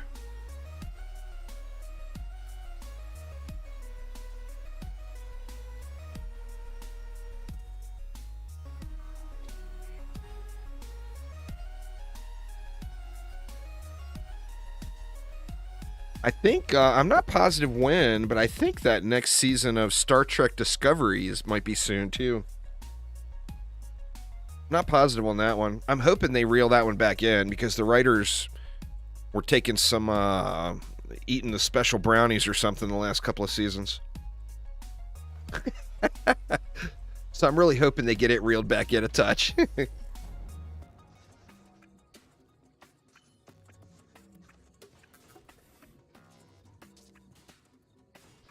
I really liked that the fan service that they gave us in that one was Spock. And I like the actors and actresses in it. I think casting, they did a pretty good job. But the writing, just the last couple of seasons, has been just one little tickle above trash tier, you know?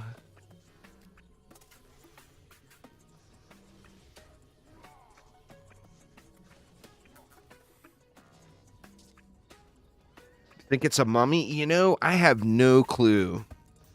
I think a mummy type thing would match thematically. I thought it was going to be a bird type thing. Did they nerf hasten? Not that I'm aware of, but they may have. I'm not sure, though. Being a grumpy, old, stubborn monk main, I'm not sure about hasten.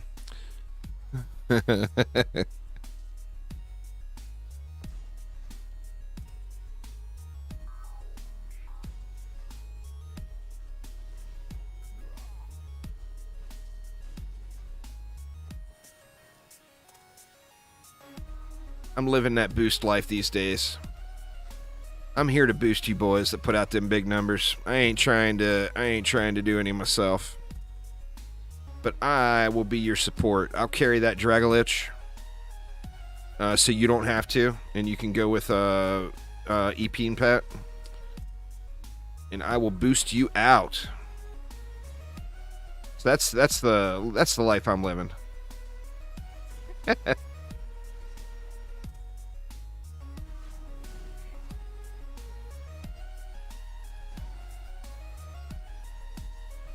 Oh, crap. I only went one railgun this time. I would have slapped another one right here.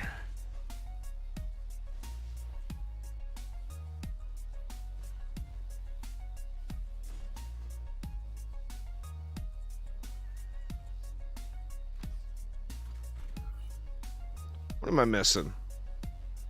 I missed something, y'all. We got both of those. The rail. Oh, Boostara.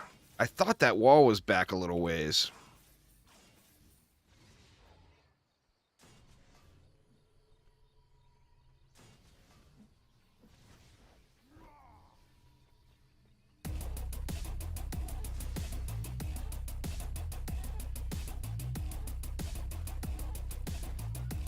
Here we go.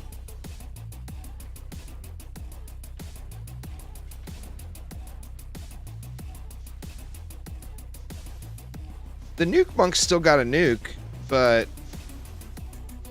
the Huntress and the Gun Witch can sustain that high damage a little longer. The nuke monk can put out a ridiculous amount of damage over like a 2-second period. But when you look at a 10-second boss fight, it's just not going to compare to what a well-geared Huntress or well-geared Gun Witch is going to do. If it was a 2-second boss fight, I think the nuke monk would probably win. Because by the time like the Gun Witch got the cooldowns loaded up, the nuke monk would already have the enemy dead. But it's not a 2-second boss fight, you know?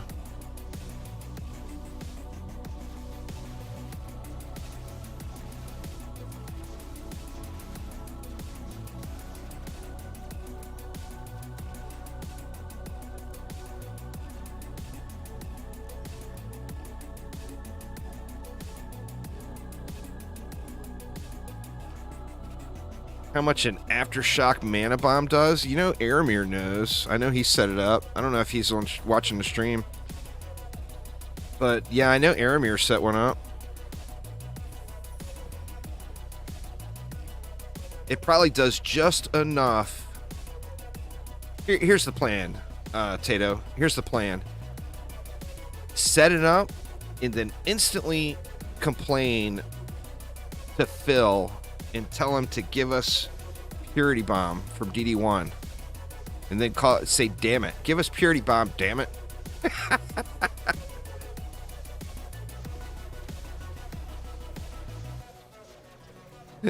Where Purity Bomb, of course, doesn't hit as hard, but it's got a lower cooldown and bigger AoE radius. So it's more usable or spammable.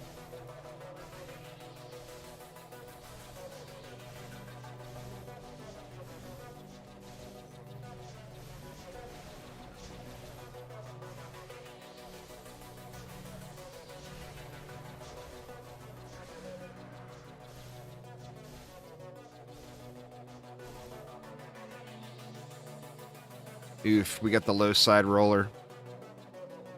I don't know why they never changed that spawn point to make it a little closer to the actual exit.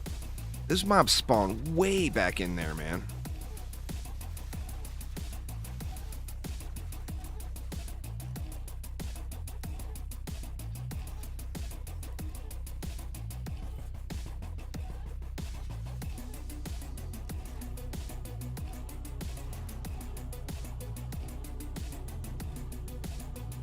Rollers just move so damn slow, you know?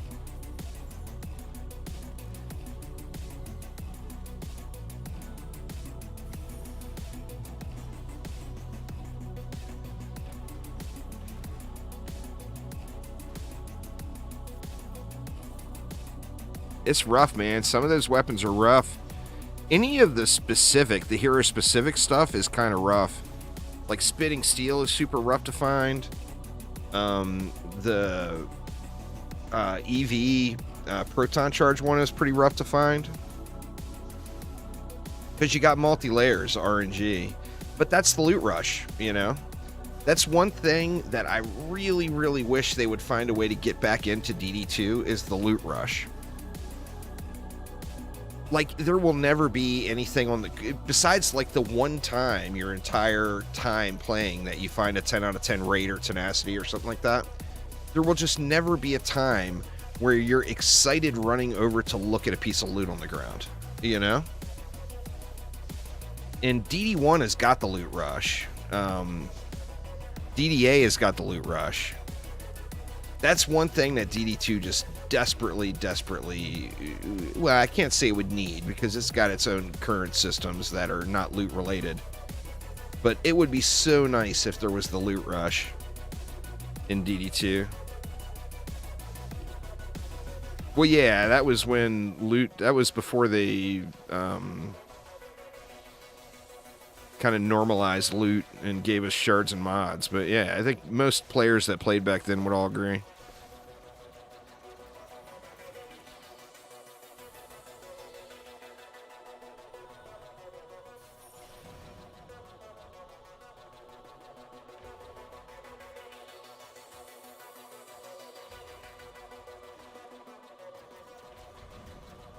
I wish I would have saved more of those. You guys don't even want to know how many marks I've unloaded over the last few days. For like 60-70% of the market value of them. Just because it's so expensive to upgrade things. But I've sold, I want to say, at least 40 or 50 marks and at least like 10 orbs. I just don't get the draw. I mean, I understand it's a collectible that you can't get anymore. But I'm always a bigger fan of effectiveness versus a little icon. I mean, it's literally just an icon that you're paying for. But people eat them up. I mean, it's the fastest selling thing out of the things I've been putting up.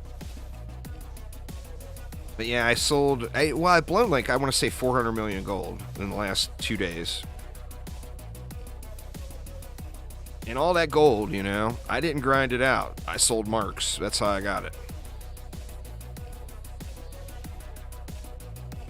Marks and orbs and few pets.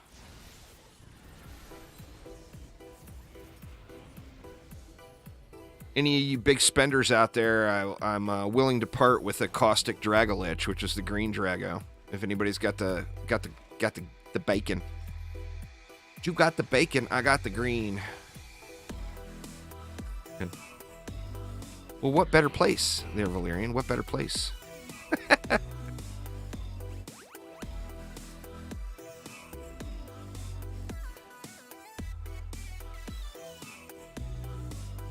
In fact, I think if I unloaded my caustic Dragolich, then I wouldn't have to worry about selling stuff to get all the stuff upgraded I want to. So yeah, I'm definitely interested if any of y'all are got the cash. Willing to go below market value. Not much, obviously, but am willing to go below market value.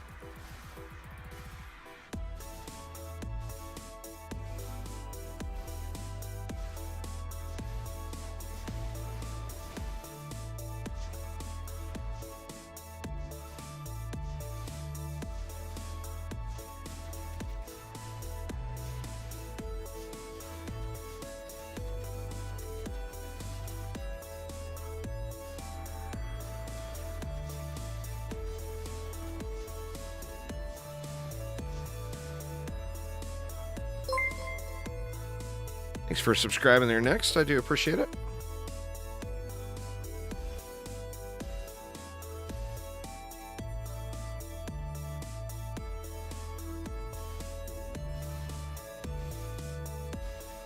Get caged, all you dirty baddies.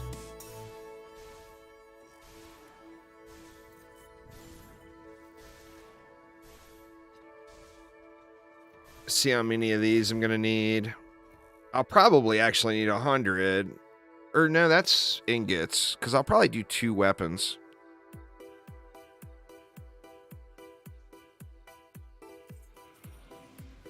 Oh, you got to do that in private lobbies there, Nick, for sure. You don't do that in public.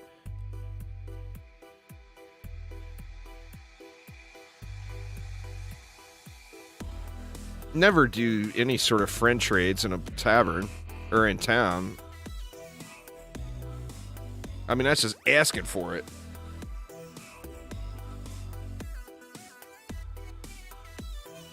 That happened to, who was it? Mayretha. Those of y'all that remember May. And that was due to a crash, which sucks. She was in a private tavern trading someone a blue Drago Lich. A friend trade. So it was like 50 gold or whatever, you know? You know, the blue Drago Lich is worth 500 million. Well, one of the games crashed or whatever, and when they reloaded it back up or whatever happened, it ended up kicking her out to town. No, towers don't shoot slower. The proton beam does, but I don't think that's currently intended. You know, look at your beams. Your proton beams are straight up nerfed into the ground now. 0.63. Nothing else has changed. I enjoyed it, Cryptic. I definitely enjoyed it. You know what? After all that, I still think I'm going to do a Barbarian start. I grinded the Barbarian the most and had, you know, as far as level 25 in Act 1, I had a pretty good set of gear. And once I got that gear, I just shredded it on the Barb. And I enjoyed it more than anything else. So I'll probably end up Barb starting.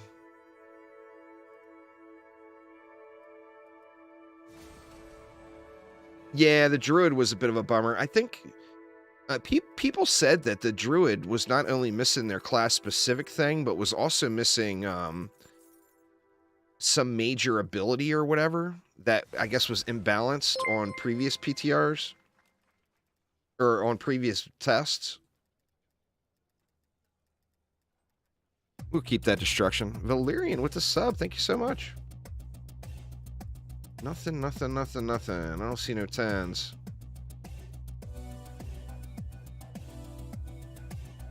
Yeah, they're huge, Nick. They're huge.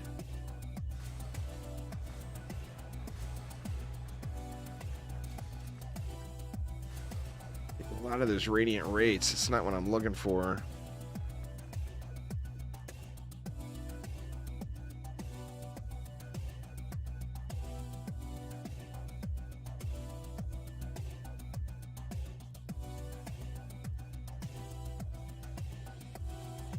Bunch of junk. All right, let's see. Where'd that put me at here now?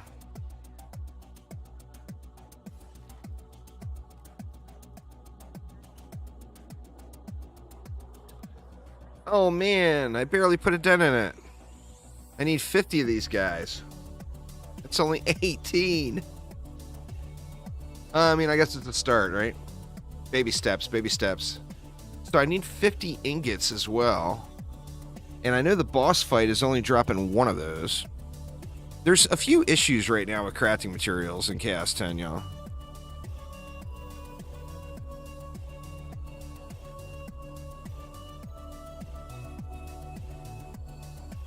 Just ask, Roland. Rolando, don't ask to ask, just ask. These castle maps are normal. Lost Dungeons are normal. The life route, these maps are only dropping 1. So that's not correct.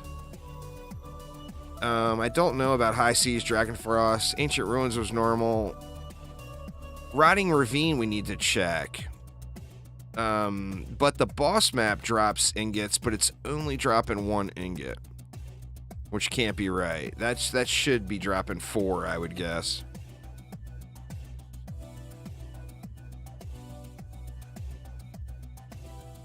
Shards and mods, Rolando. It's all about shards and mods.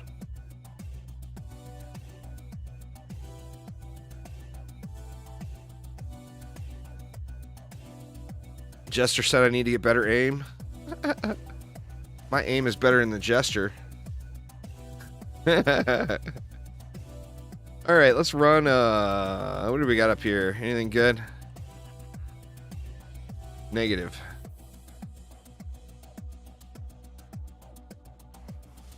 You just did your Chaos 10 on PlayStation not long ago? Nice, nice. It just it just hit PlayStation yesterday. So I got one good day of farming in. I got a bunch of stuff already done. I got that relic done. I got that relic done. I got that relic done, that relic done, and that relic done. And I don't know what I'm going to work on next.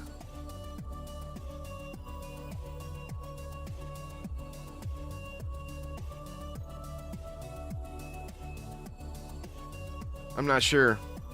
Just no idea. What do I got here? I think I'll probably get rid of controller maybe. And do something with that. Or I could keep it.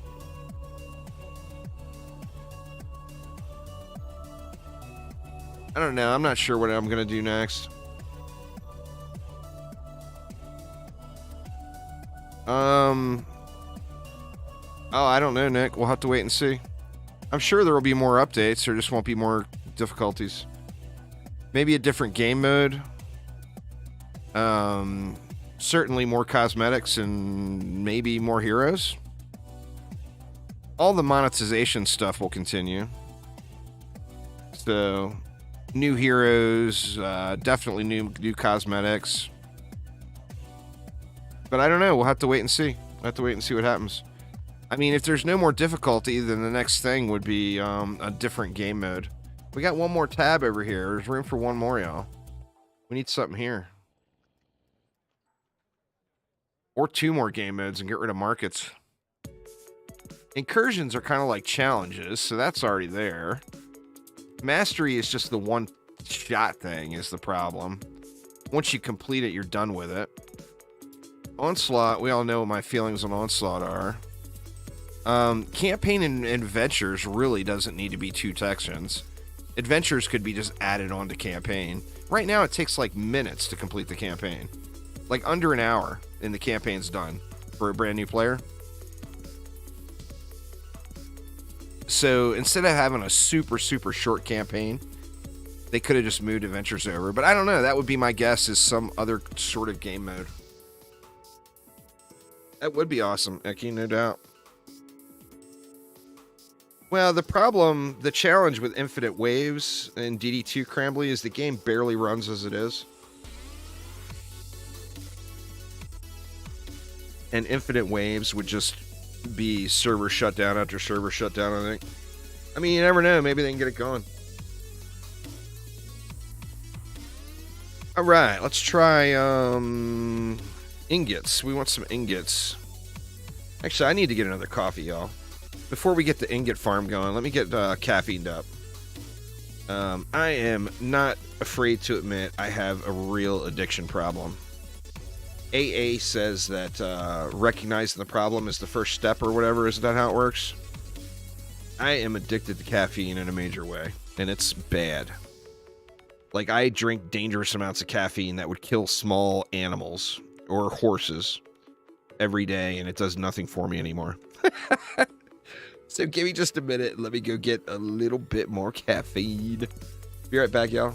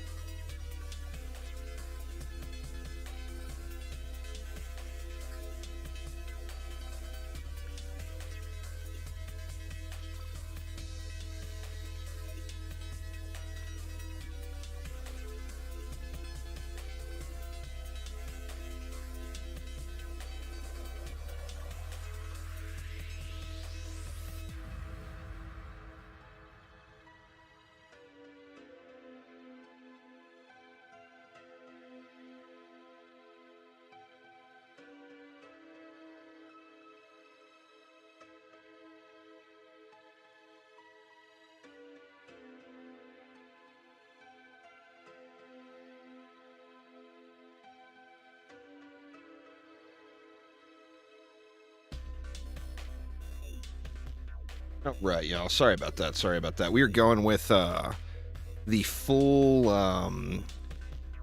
foo-foo bad for you version. We got the quadruple cappuccino with French vanilla. Oh man, it's gonna be yummy. Tasty, yes. Healthy, nope. Big nope.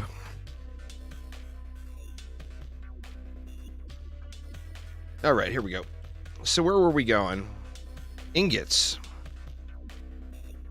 So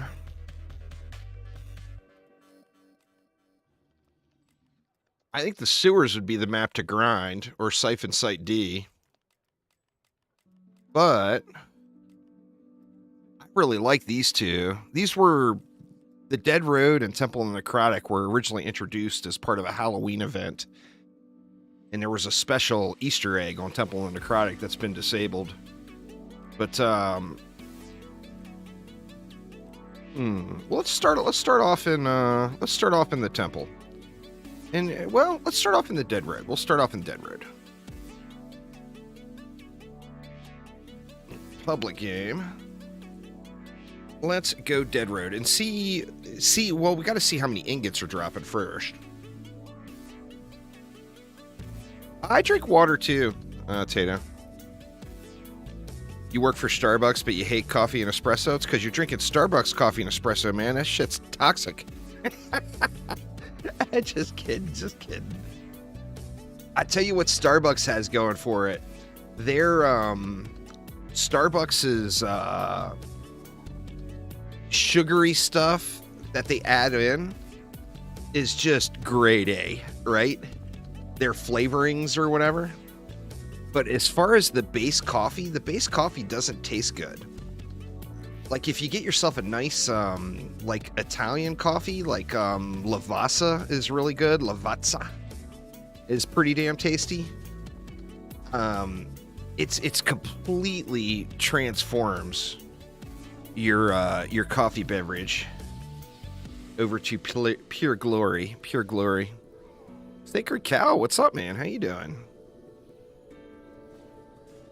Who we got here? We got Heroes Zen.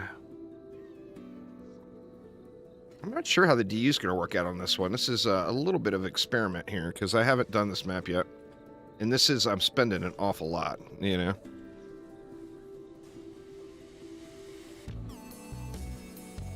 Actually, seems like I may be spending a little too much already.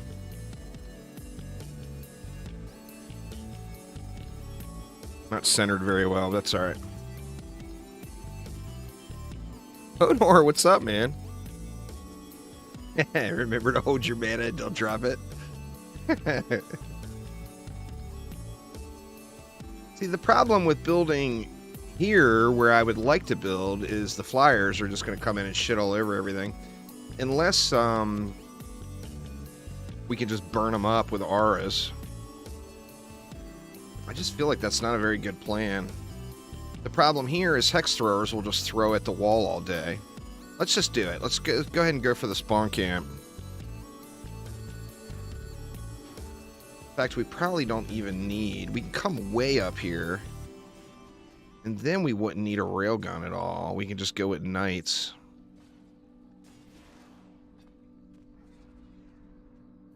That'll save 10 DU. Not a huge savings, but a little something something. What you been up to, Hodor? That is way too spawn camped, huh? I don't think this is gonna work. I'm gonna try it. Putting a wall that close is just not good. So we'll have the flyers here. What do I have on that? I got a flame aura. Let's go with that. And we'll see if that will handle the flyers for us. And then additionally, this is just going to be a skelly lane, I'm assuming, right? Yeah. Thanks so much for following. I do appreciate it there, Bobber. Relaxing, enjoying your time back. Nice, nice. I'm just chilling too. Just kind of doing my thing.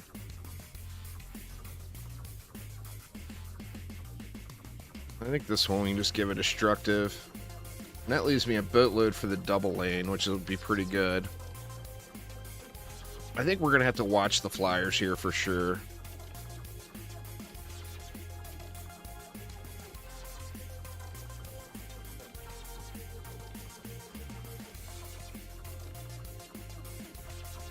Then we got flyers here as well.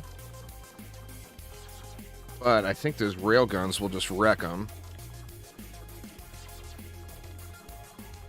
But if we have enough, we will throw in a Skyguard as well. And looks like we will not.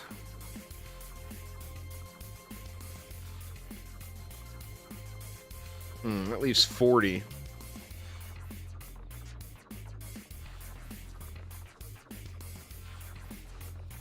What would we want to do with 40? I mean, we could throw another knight up in here, maybe. Let's see. I'm not very confident on this one, y'all. I think a dive bomber is just going to blow all that shit up over there. So we'll have to see how it is.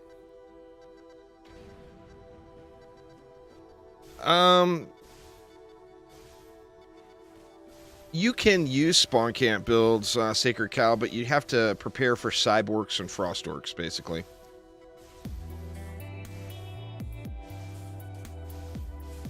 I'm confident this side of the map is going to just run. So I'm not even going to bother looking over there. I am definitely worried about flyers here, though. Without a doubt. And they may have to throw an upgrade on this wall. I want to see how that goes. Waiting for the flyers to come out here.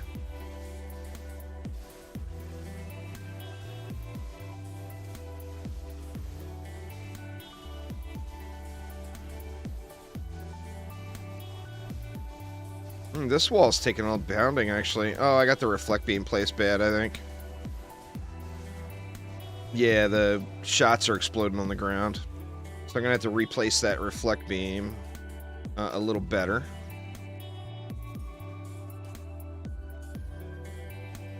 And then let's upgrade this lane. Let's upgrade this wall just in case. Oop, we already got it upgraded. It's double up now. And then this reflect beam is placed poorly. So let's get it fixed. Oh shit, I sold the wrong thing.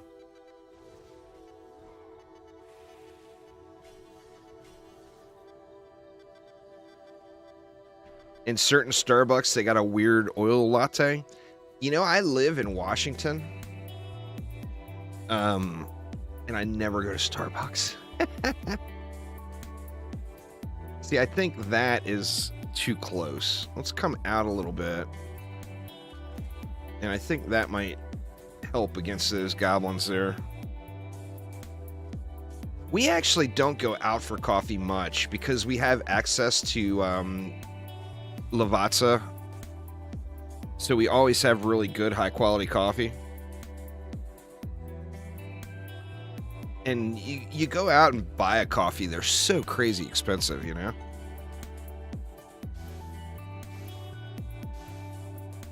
Well, reflect, you would have to overcap the rate for frost orcs. Yeah, I mean, a automation. The thing is what you would have to throw on a reflect, you can just throw on something else instead. Like, the very first clear, the update hit, Aramir and I jumped directly into the boss fight as our very first Chaos 10 map, and all we did was spam fissures. And I put automation on the fissures, and then I overcapped the rate. We spammed fissures, and we burned the boss first try. I drive for Uber, Daniel, and then I do YouTube and Twitch. I work an enormous amount of hours. But yeah, I'm an Uber driver. Which that hasn't been wonderful lately.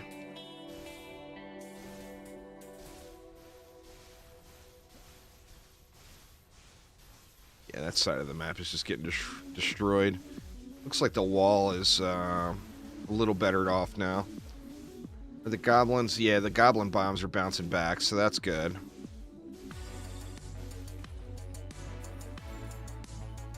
I'm so burnt out on it, Hodor. I do teach a class, but it's seasonal. I teach a crap stealing school at one of the local casinos here to teach new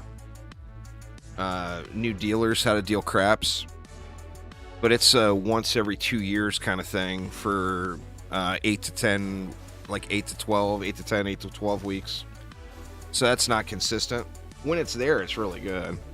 The pay is good, and there's very few people capable of doing it. So it's a little bit of a commodity.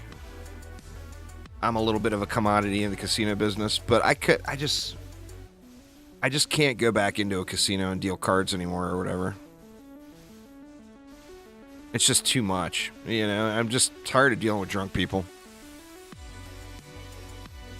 I've been dealing with drunk people the majority of my adult life, and it just gets real tiring. It's a lot more fun to be a drunk person than it is to deal with drunk people, you know? I'm not a big drinker, don't get me wrong, but the entertainment value is much greater on the drunk side than it is on the other side. Oh, where were they? Over here. Oh, it was a dive bomber, wasn't it? We got backdoored by a dive bomber? Is that what happened? I'm not sure. I missed it. Or yeah, he said kamikaze going straight through. Well, I mean, did we have extra DU? We didn't. But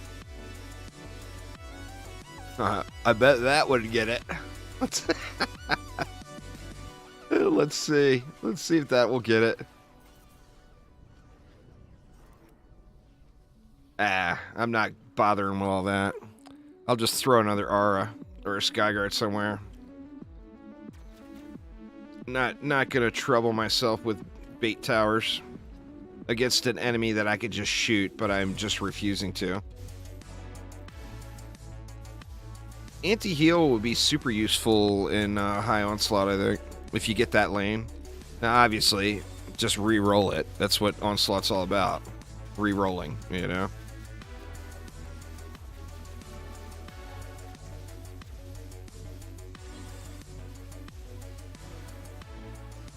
But if you do want to do the lane with the war party in it, the Chaos 10 war party in it, then anti-heal would be super helpful there, I think. For expeditions, it's not really needed. It's overkill. There is zero chance, no matter how many times that chieftain heals, that it's ever going to get through this wall. So you heal to your little heart's content there, mister. And you're just going to die. So in expeditions, it's definitely not needed. I've got one. Anybody that's in the market, I found a 10 out of 10 last night that I am willing to part with. Accepting offers.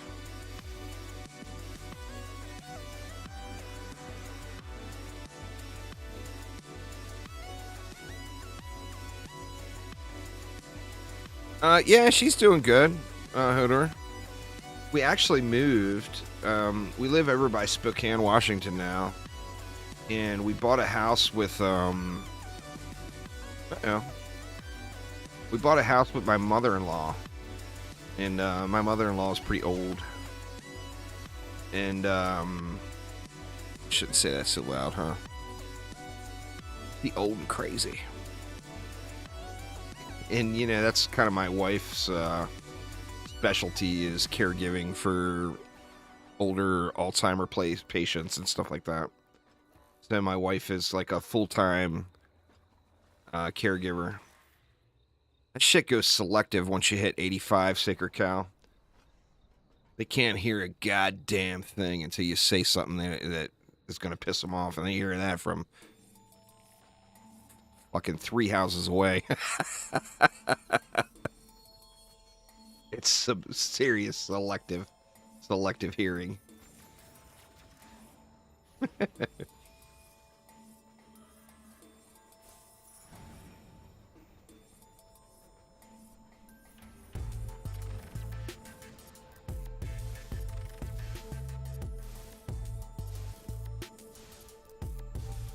Oh yeah, no doubt, no doubt.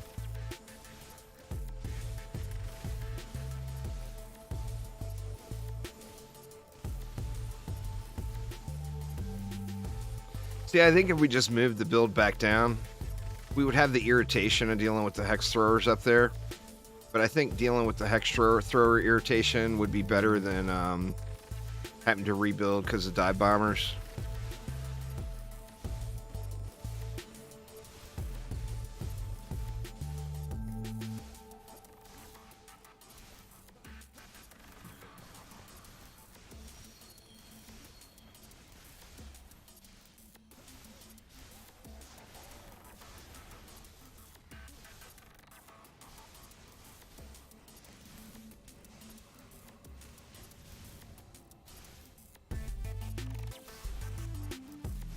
Oh yeah, there's no doubt. There is no doubt.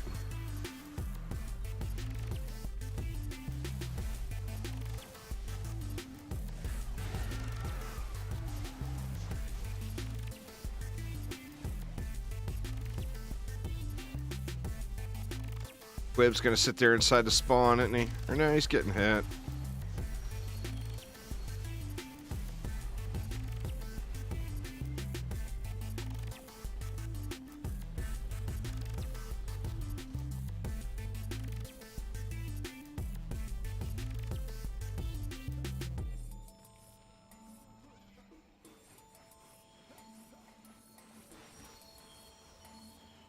We'll try bringing it down next run over there and see if there's a hex thrower problem. Then we can basically just ignore the dive bombers here.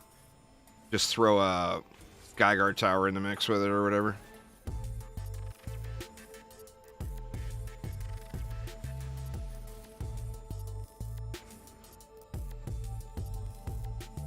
Try this again. Try this again.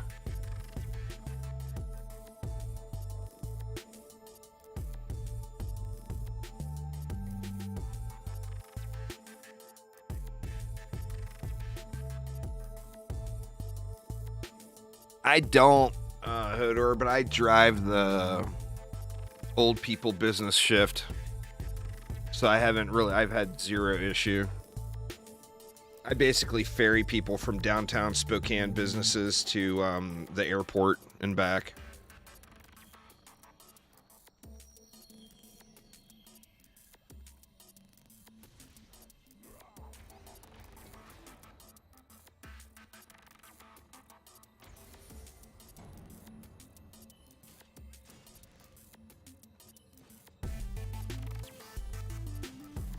Not the money shift, you know. The good money, of course, is dealing with the drunk people at 2 in the morning. But once again, if I'm going to deal with drunk people, I'll just go back to the casino.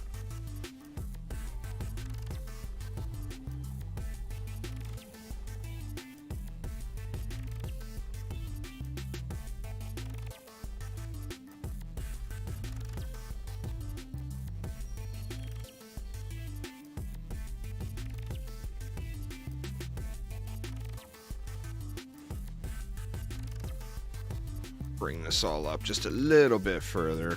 That way it's kind of in line with the other lane.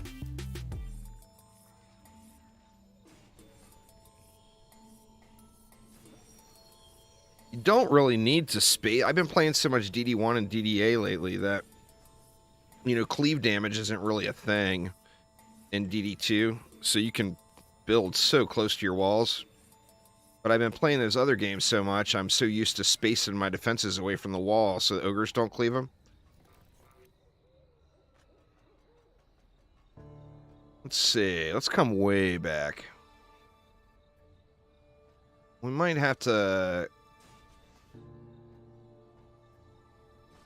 definitely take a look at these flyers.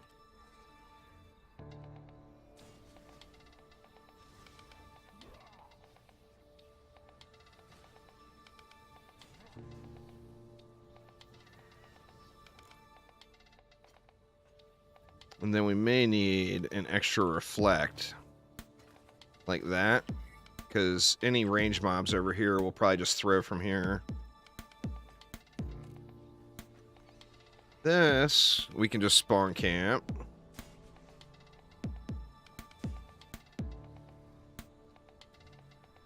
just do that.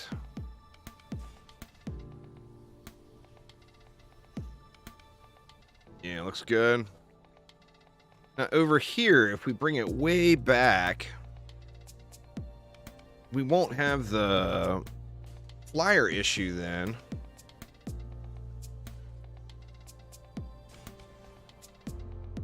But we may have a hex thrower issue.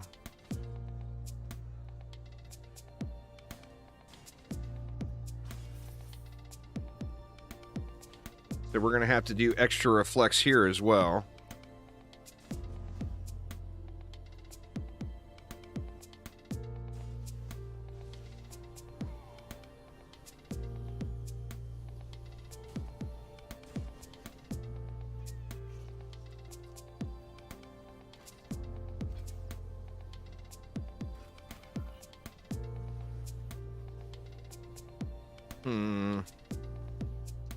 We got 100 left. I kind of feel like I should do that too, just to be safe.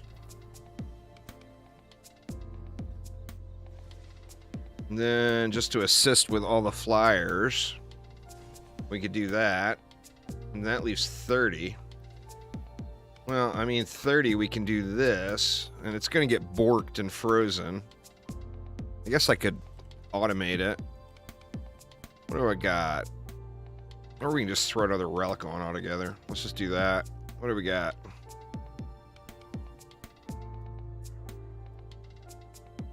Go boo boom. Let's do it. We go boo boom in these fools. So that'll give us, we could overcap the rate too, and then we got the... Then we got the Frosties dealt with too. Let's do that. I mean, that's not going to solve the flyer issue, but it will at least do a little tickle damage to them before they come out.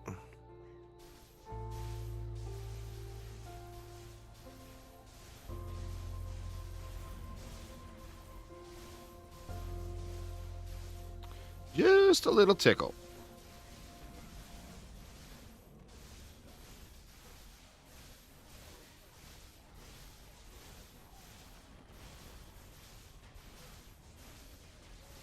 Whatever, Cyborg, you dummy.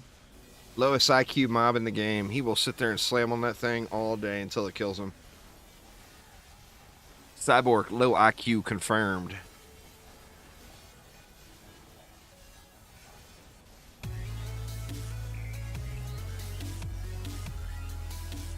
Huh.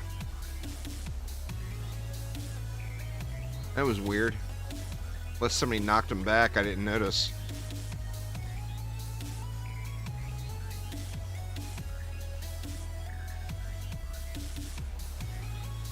Uh-oh.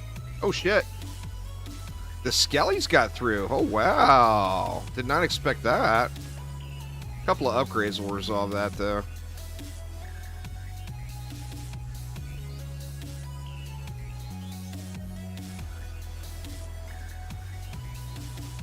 Taking that range off made it so it was not enough.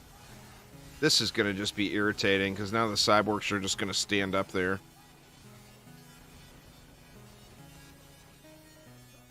So let's sell this.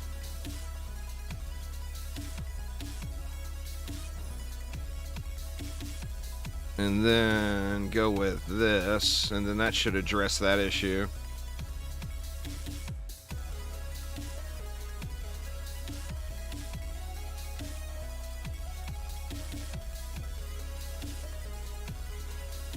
Cyborgs are just the most exploitable mob in the game. Anything with tenacity or automation on it, just throw it up front, and the cyborgs will not come down the lane. They will sit there and insist that they're going to stun that thing all day long.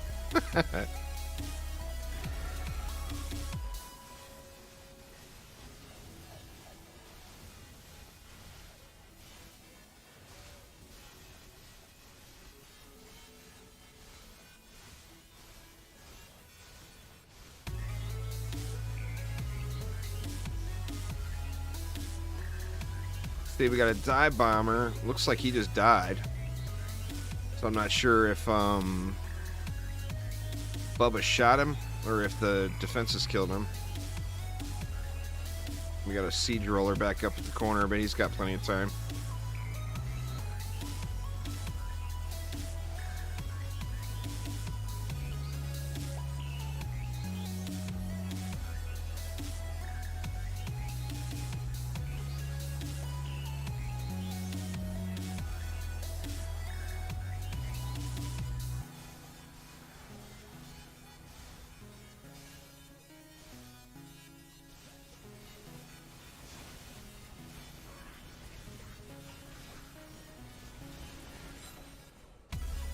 Alright, where'd the knight get destroyed? Over here. I wonder what killed it. I didn't see. I'm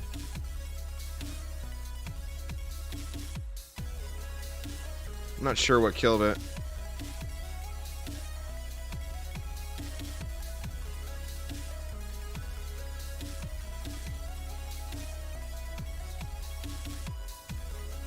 Sure, we'll be fine. We'll be fine. Temple and Necrotic, I think I might be able to do some really fun turtle builds. They'll be super slow moving. But I think there's going to be some fun turtle builds there.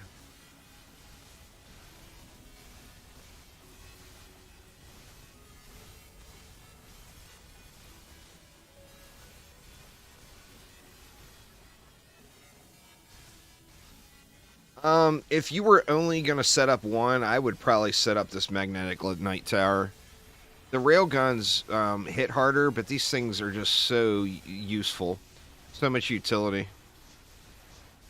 So, I mean, if you were only going to do one, that's what I would do, personally.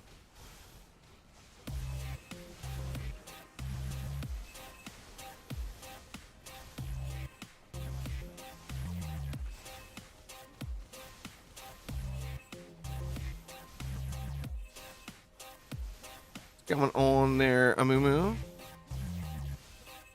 I'm having a good Saturday so far. No complaints. Oh man, we got some wall damage here too. Once again, bad reflect beam placement. I'm just way too close. So pull the reflect beam out a little bit, and then those the bombs are gonna drop farther back. I like go something like that instead.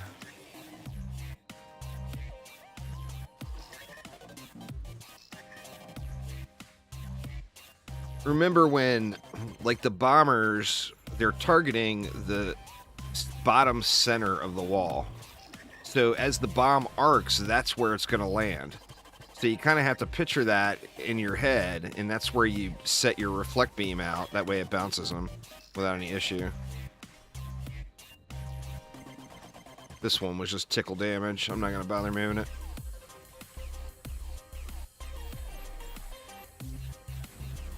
Yeah, magnetic knights have double the DPS listed because it hits going both ways.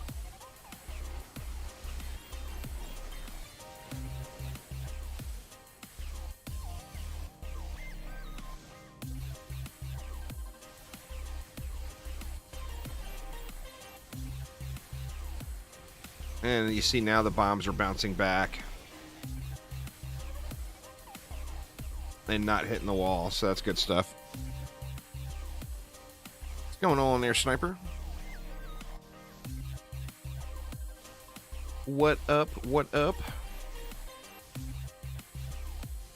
Those joining lane, I do apologize for the frames. Having some upload inconsistency right now. My ISP is scheduled to come out Monday morning. So a little janky on the video quality here today. I do apologize for that. Little janky.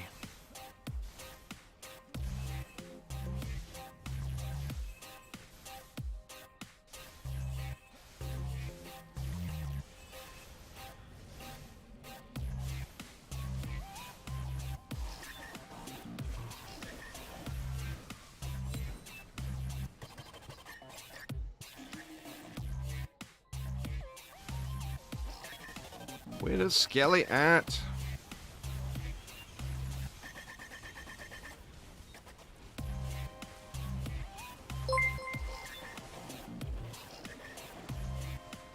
FV, thank you so much for the sub. I do appreciate it a ton.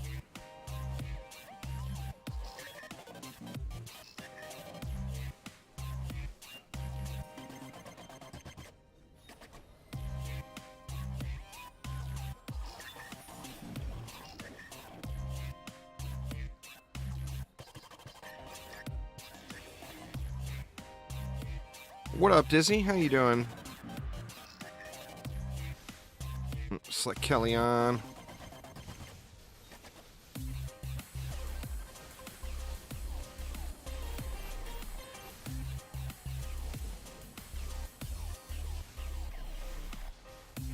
Another Slick Kelly on. Oh, doing good, doing good. Just grinding, trying to get my monk upgraded here to Chaos 10, so grinding out some crafting materials.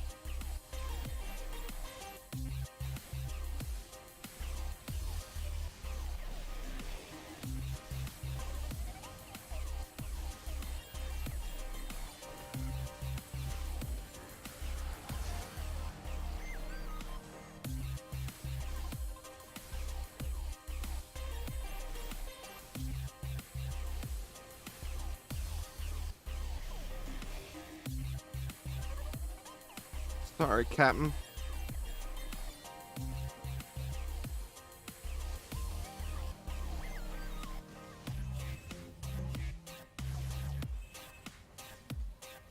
Haven't played the game in 2-3 years.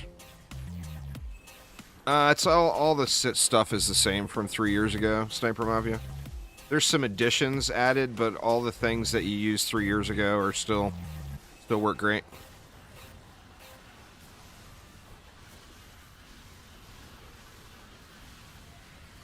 Things like diverse power, diverse crit damage do really well on boost stars. Make sure you get enough range that you're happy with the range on them.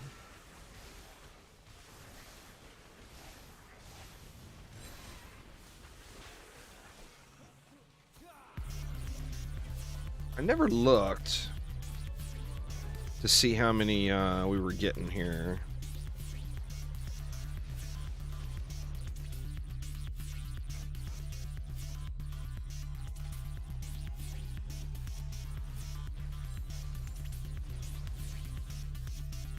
I guess I can just look in my bag.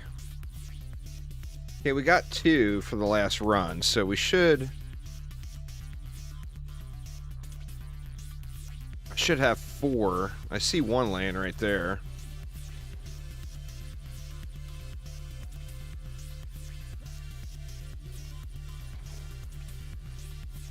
It's all the same shit, Maddox. Nothing has changed. As far as the brand new hero that just launched, I'm kind of doing the meta stuff with it right now. But all the old stuff still works. The Reflect Beam and Proton Beam... Reflect Beams got nerfed like 3 years ago. But the meta for the last 2 to 3 years has been 2 Proton Beams. One with Poison, one with Earth. But everything is... All the old things still work. Like, for example, I haven't changed anything on any of my heroes in, like, at least, I want to say, a year plus. And came in and steamrolled every Chaos 10 map right out of the gates. Started off with the boss, and we just wrecked him.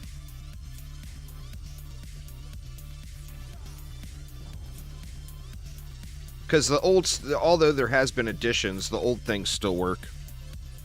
Nothing has changed, just things added.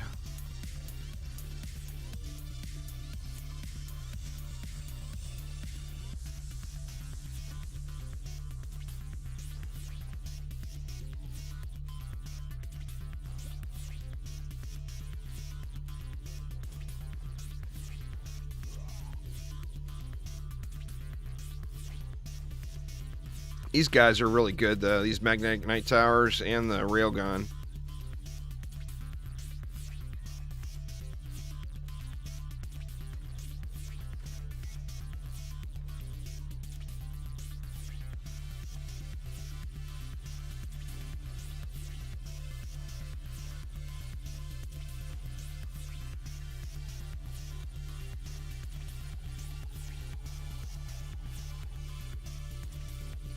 Put it side by side like that, so I don't have to stick it out there so far this time. See if that buys us a little effort with the ranged mobs.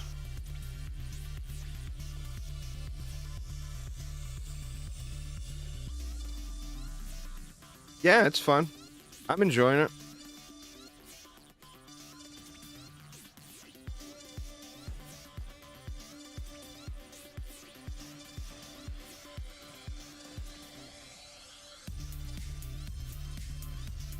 I'm gonna keep it spread out here though, in case a dive bomber hits. All right, Tato, take it easy. Thanks for hanging out, man. Have a wonderful rest of your day.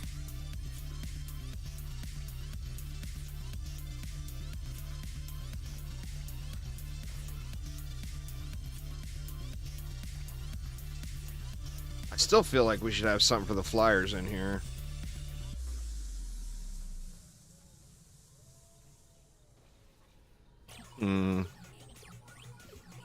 Say we do it. Let's just add a sky guard right here. And then instead of going with the fire over here, we'll go, we'll throw one here. And lightning strikes, but then let's just throw one of these guys here. Something like that.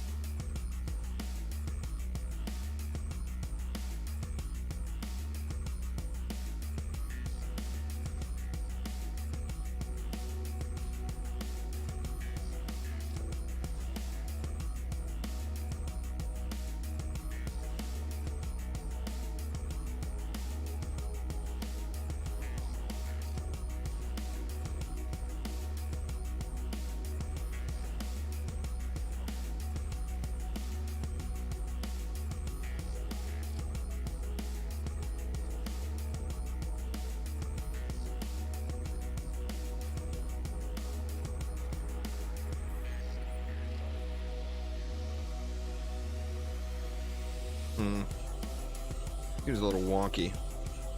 Yeah, that's way wonky.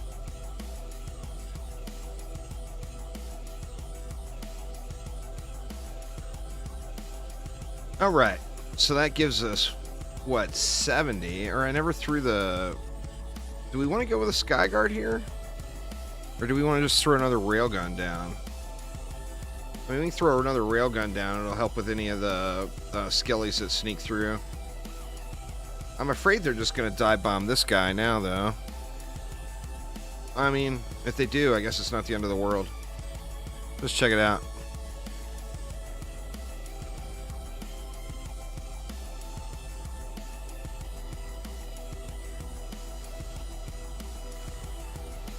Thanks, Sir Christopher.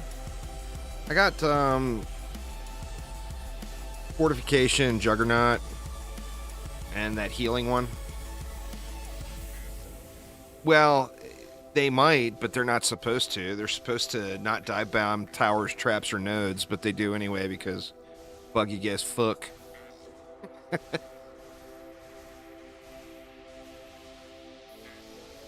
Kobolds are supposed... It even says right on their description. They're supposed to dive bomb the nearest tower.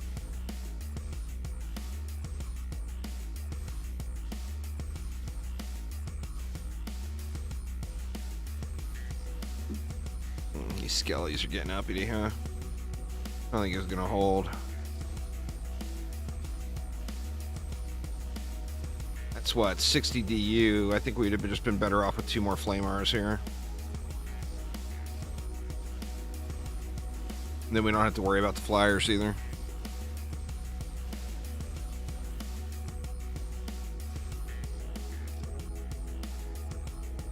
Do that.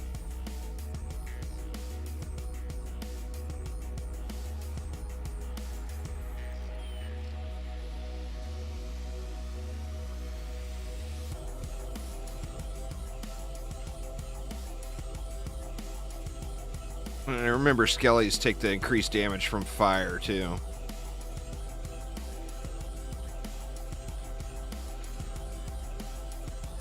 Chaos 10 is the last one, Brent. They said that publicly on the patch notes.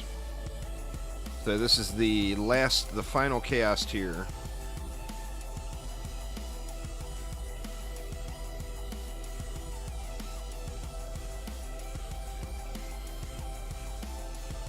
No, I don't play Onslaught. No reason to. I've done my time already in that game mode.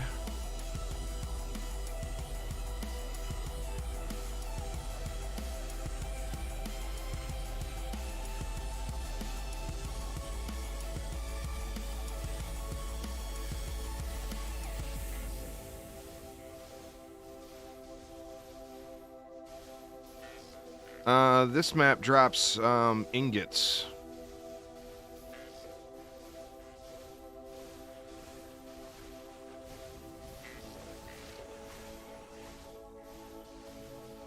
Need some ups on these R's is all. Ingots is what you use for the weapon. And would be farming them from the new boss, but the new boss is only dropping 1. And the other maps appear to be dropping 2.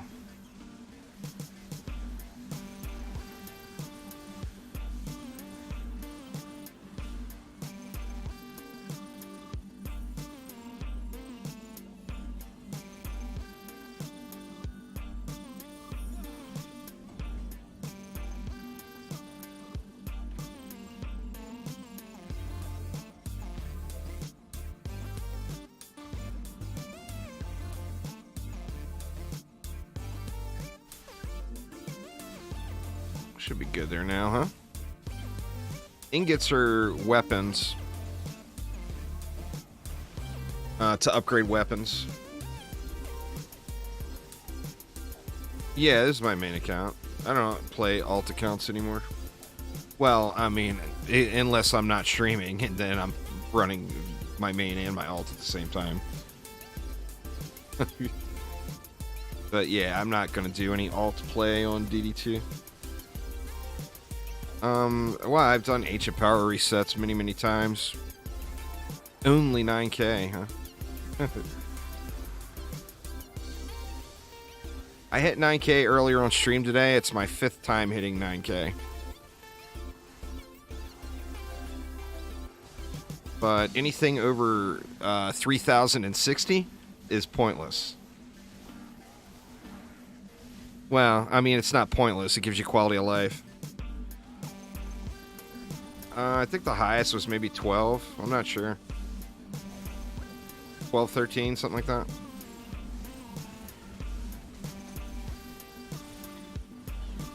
Yeah, Ascension, like I said, anything past 3060 is just fluff. So don't let anybody flex their Ascension on you.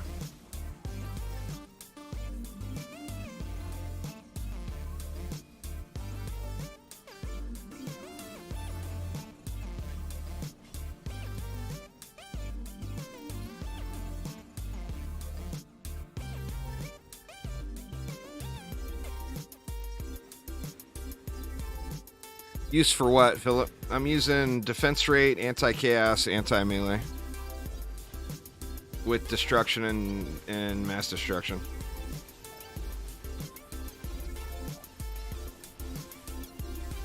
The generic super relic that will complete the entirety of the game.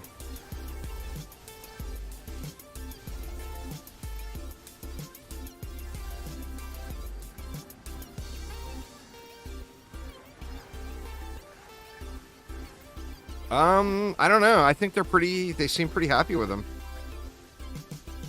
I don't see why they would nerf them, to be honest. It's exactly what they wanted it to be. Super high damage, very short range. So, I mean, it meets the exact description that they said they were looking for. So, I mean, you never know.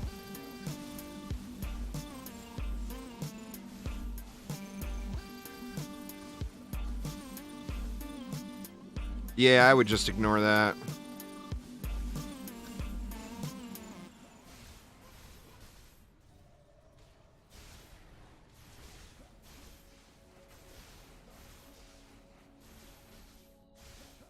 Basically, when a new update comes to a Dungeon Defenders games, you got 2 groups of people. You got one group of people who are veterans that have already grinded out the stuff, and they say, oh, everything's broken. Game too easy. And then you've got the other side of that, which is the newer players who say, there's no way I'll ever be able to complete this. So the goal is to find that spot in the middle. But every update, it's the same thing. Every single update. You got one group of people screaming it's too easy. You got another group of people screaming it's too hard. So the best thing to do is just ignore all that and listen to what Chromatic says, because everything you hear, all the chatter you hear is just all bullshit.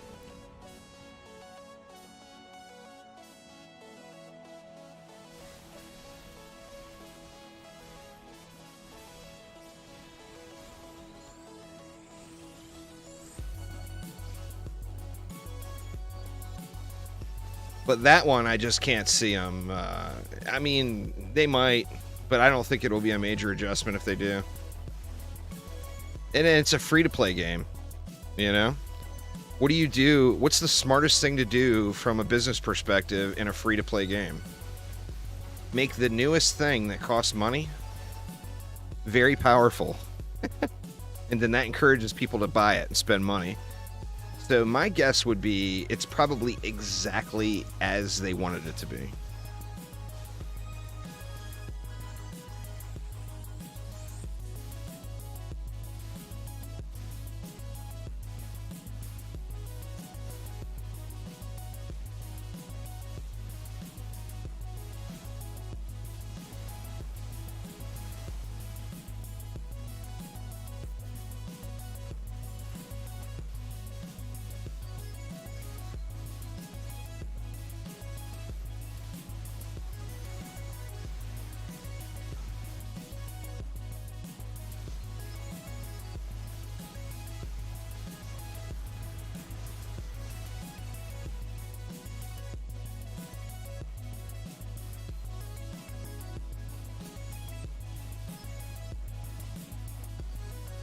That and the people that scream everything will be nerfed.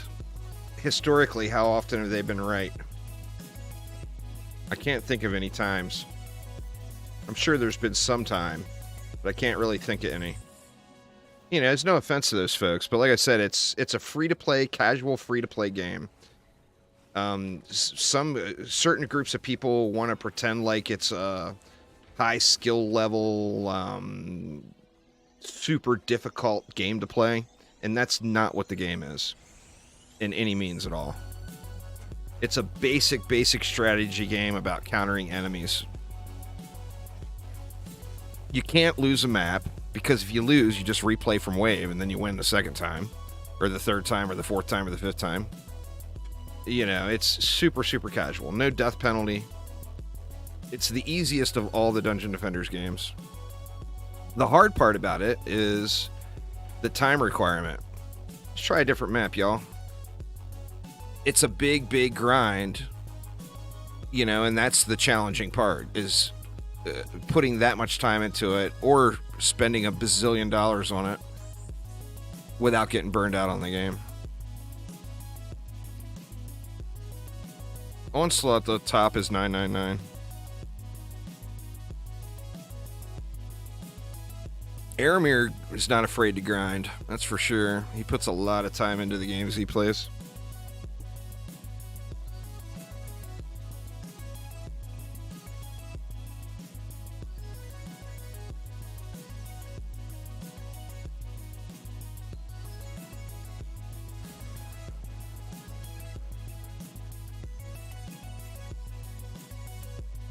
The difference there, though, like, Aramir is a constant. He always is grinding a game.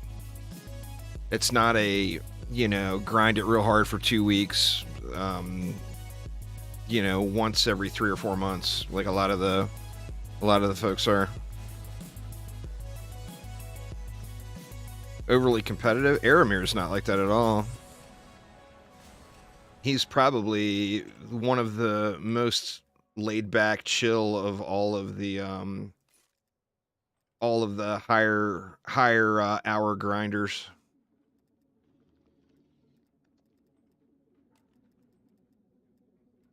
He's very easy to get along with.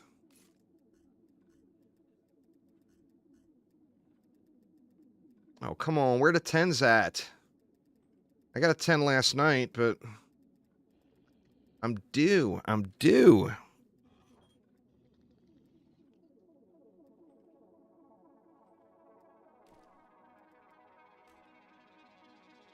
All right, what did that put us at?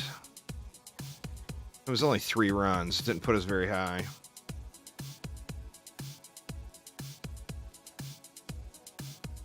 Let's see. So I need 24 more ingots, 46 more scales, and then, what, 32 leather or whatever it was?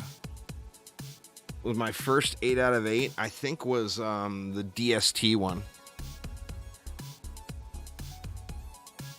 I think was my first 8 out of 8. I stopped. I didn't go to 999. No one go to 999, y'all. It's the most unrewarding experience you will ever have in any video game you've ever played.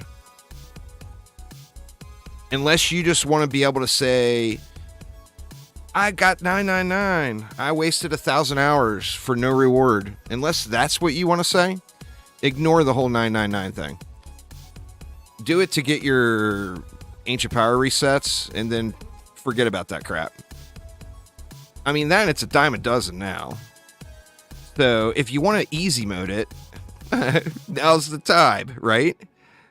Because 999 hasn't got any more difficult since Chaos 8 was the thing. So the original people that cleared it in Chaos 8 gear. The next wave of people cleared it in Chaos 9 gear. The newest wave of people that do it will be in Chaos 10 gear. So basically, you're talking like 100,000 power difference after you calculate in the shards from what the original people did it to what people did it now. It's not some big special thing. You should get a reward for being that patient for grinding something that was unrewarding. You should get a big-ass trophy saying, I grinded the most boring, miserable, unrewarding shit in a video game ever made. Right here. That's my thoughts. Alright, here is what I used. Anti-chaos, anti-melee defense rate, mass destruction, and enhanced throw. Railgun has got a specific mod, Energy Overload, which converts it to AoE, which is really good. When a railgun hits a target, it overloads, dealing 60% damage to nearby enemies. It's also got the Kinetic Energy Shard, which is like a triple stack of destruction, but also gives it a stun, which is nice. But if you look at them comparatively, and go with, say, just a magnetic tower with nothing else down, it's doing 7.41 million each way. So it's actually doing 14.8 because it's doing damage as it goes out and when it returns. Then, of course, you see the crits in there, so it's going higher than that. Where the railgun is much longer range, and it gives you that AoE blast, and it's just a single shot. So this one's doing 14.8 million in that one individual shot, and then of course it can crit. But the kicker there is 16 or 60% of that damage is going into an AoE. You can just rewind the stream there, Caribbean. You just click back and it'll take you right back. So when you fully jack everything, like let's just fully juice everything up here.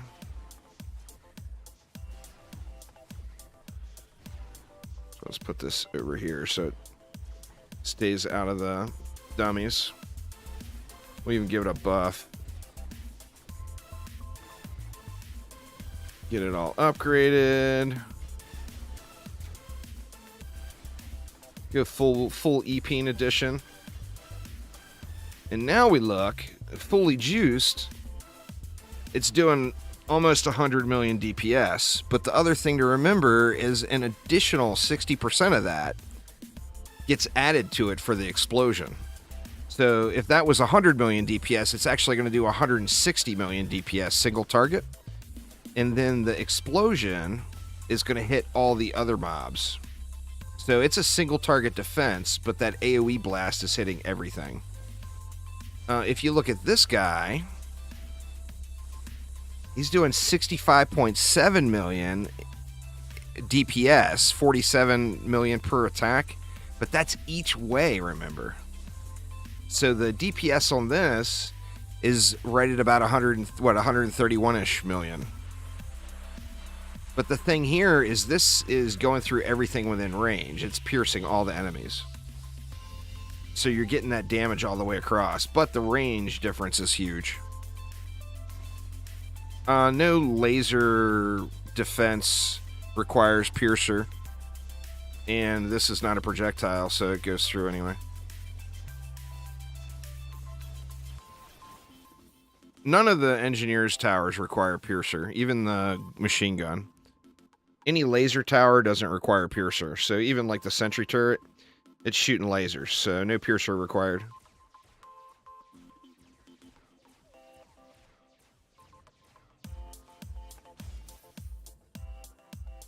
That, and there's a targeting difference too, where the magnetic knight, of course, is just targeting whatever's close in range. The railgun only is going after the highest health enemy first.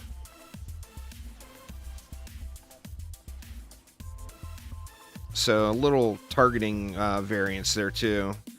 Like if we point the railgun like directly at the dummies right in front of us, it's turning and going over to that one because this dummy theoretically has higher health. So you get something that's targeting, that's shooting at the ogres and all the thicker mobs, and then you get something else in the mix that's just mopping the parking lot with all the other things. But if you're going to make one relic right now, this is the relic to make. Anti-melee, anti-chaos defense rate. You know, like I mentioned earlier, if I want to use the sentry turret, I pick that relic up and I move it over. Boom. We got a viable sentry turret. Same relic. No buffs or anything. And it's, you know, not too bad. Not too bad. It's got a rocket. Of course, I don't have the shard gilded, but it's the sentry rocket.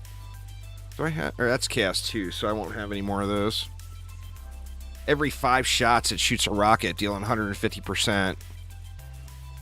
So that gives you a little bit of AoE in there as well.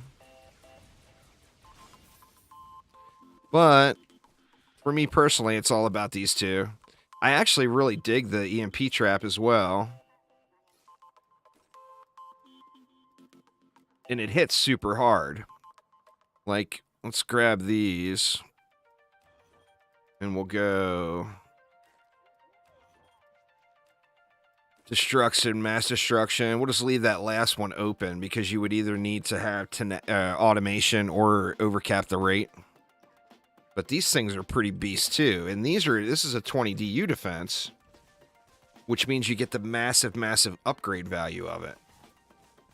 So you see it's doing 3.4 million. Give it one upgrade. Boom. Boom. You know, it goes up considerably. And remember, that's unbuffed. 17 million DPS unbuffed just with a relic. This one has a special shard as well. I don't remember what it's called though. Let me see. See if I can find it.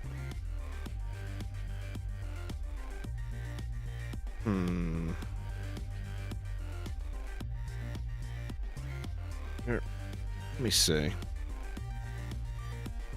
Can't remember what the hell it's called. Anybody remember what it's called? The special shard for the EMP? No. Electric paralysis. EMP trap slows enemies to 70% speed, so that would give them a slow. And then that's not the one I was thinking about though. It's this one. Or no? There's one that makes it hit again. Gives it a chance, kind of like fire for effect. Voltage spike. Yeah, there it is. EMP has a chance to deal more damage. The problem with this one is it's a chance to deal damage with defense that only attacks every 2 seconds. So, I mean, you could very realistically see like 6 seconds, 8 seconds go by without it proccing. Where like that shard for the flame aura or for the explosive trap is just way, way better. You know? Because those are ticking 3 times, you know, like the flame aura is ticking 3 times a second. So it's got 3 chances every second of proccing. This one's got 1 chance. Well, assuming it was 1 target, it would have 1 chance of proccing every 2 seconds. So I'm not a big believer in that shard.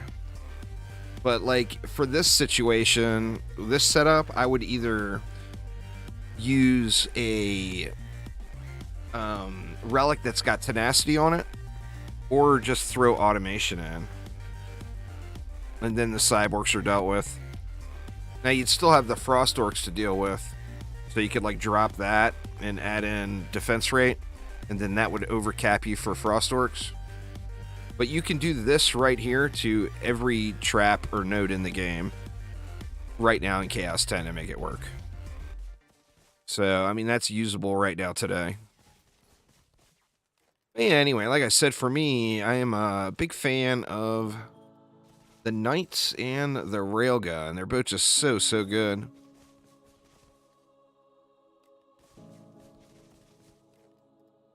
You can, but then you have the extra DU, you know? And plus, they would get frozen if you didn't... I mean, if you wanted to use it for straight utility. But one of the benefits of this, like if you had a proper setup with like a boost aura and destructive pylon and all that stuff going on, you can get enormous, enormous damage out of that trap. And since it's 20 DU, that's the big part of the value, is when you upgrade it, the base damage doubles every time. So if you're getting 2 million DPS out of them, you upgrade it once, it's going to do 4 million. Upgrade it again, it's going to do 6 million. Upgrade it again, it's going to do 8 million. You know, you can get just a ton of upgrade value out of them. But the other thing about these is they're just cool as hell. So besides all the numbers and them being effective, they're super, super cool. I mean, that's just a very unique attack versus anything else in the entirety of Dungeon Defenders 2. Nothing has a unique attack like that, you know? Just crazy, crazy good.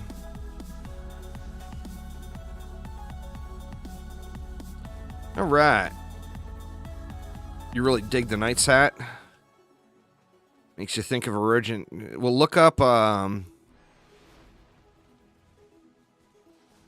just Google Pokemon X Cavalier Shadow Shot and then tell me what you think.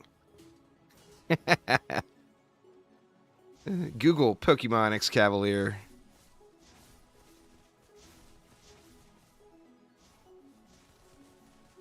Isn't that the right one? I think it's X Cavalier.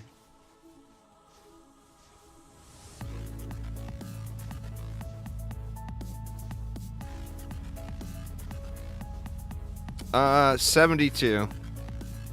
Anything more than 70 is just a waste. I went 72 just out of pure vanity, so I could get that little orange dot in the middle of my Ancient Power logo. Yeah, Marvin the Martian. It's actually the reason I bring up that Pokemon is that it's actually like a 1-to-1 copy. It looks exactly the same, like same weapon, same everything.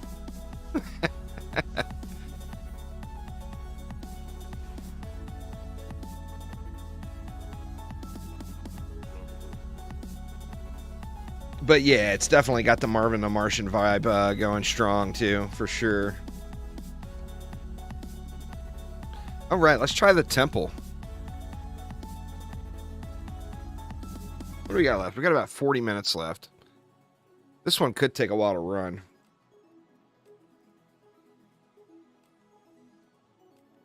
Temple of the Necrotic. I feel like I should do something better for those flamers before we go here, because there's mad skellies here, too. We do have a bunch of DU on this one, though. I mean, I guess that's fine. We don't have to worry about... Actually, we don't have to worry about tenacity. And we don't have to overcap either. So, let's fix this. Now, where did I do with that relic? There it is. Put that one on. We'll go Destruction, Encroaching Flames. And then, what, just go with some range. We'll just go with some range. That should make those, kill those, skelly lanes.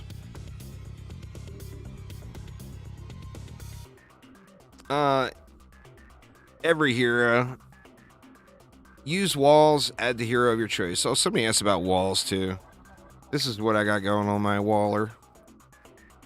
I don't think this is necessarily meta, but it's working, and it's what I had. So Fort, Protective Downgrade, and Hardened with Auto Repair, Fortification, and Juggernaut. Juggernaut and Auto Repair system would 100% be best in slot. Fortification, I think you could probably swap some things out and give up a little fort. PDTs, you got to get that new shard, man. The new shard is badass. What is it? It is Broadhead Arrows. Poison Dart Tower now pierces through shields and 2 additional targets, so you can get rid of Piercer Servo on it. And it's another destruction, so another 20% defense damage.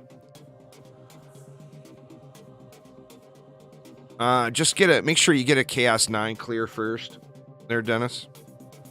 As soon as you get a Chaos 9 clear, then you can reset. That will unlock floor 300 and give you massive amounts of starting ascension.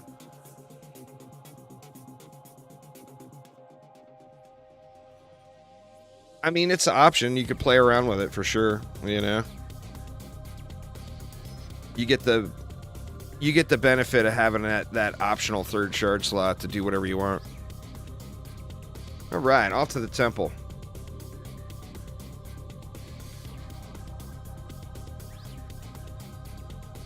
We're going to have to see how this one works out.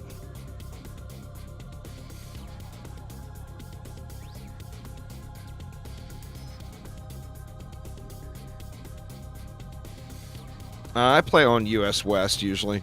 I mean, I play on all the servers, but the normal home is US West.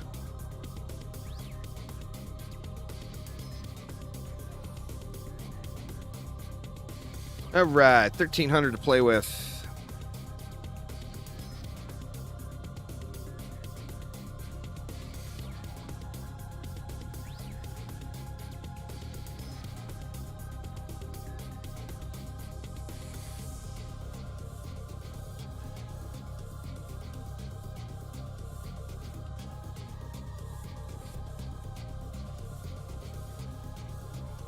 This map, I really think you could do a super fun turtle build on it.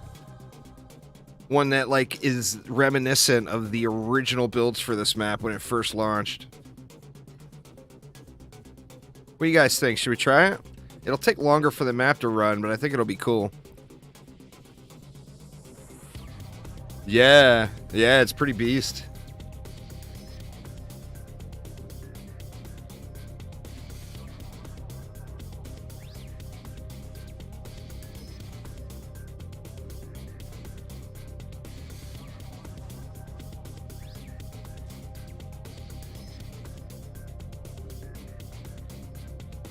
One of the, like, not the, I guess one of the original builds in the era of Chaos tiers was you turtled all of this lane right here at the core. And you just had a big powerhouse of shit going off right here. And it was just glorious. I know you remember that build, Hodor.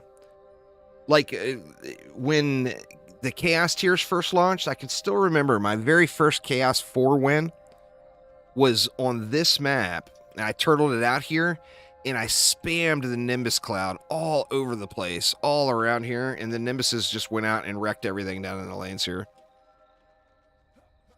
It was so good times, such good times. Let's see. Let's try to just automate these if possible.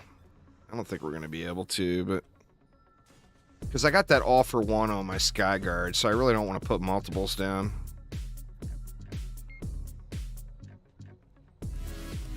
Let's see if that will kill him.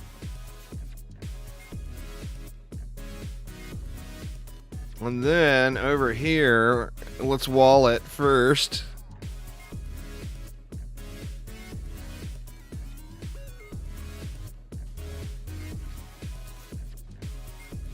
Fatty wall setups.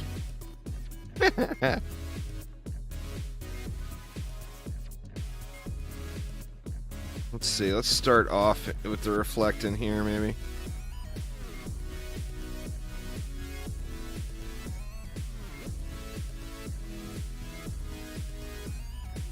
And now everything is going to be bunched right here, so we can build some stuff here. Like just throw maybe, let's do this first. Let's throw a lightning strike in and a boostar, and that will kind of show us what we have to work with. And then we can go like something like this here, but the real glory is what we're going to do right here.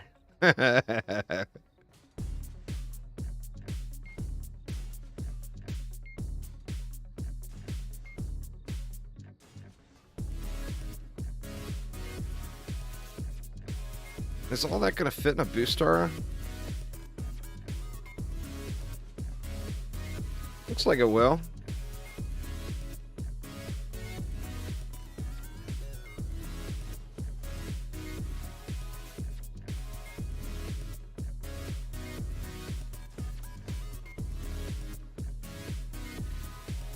Then I should probably, just to be safe, or I already got automation on this.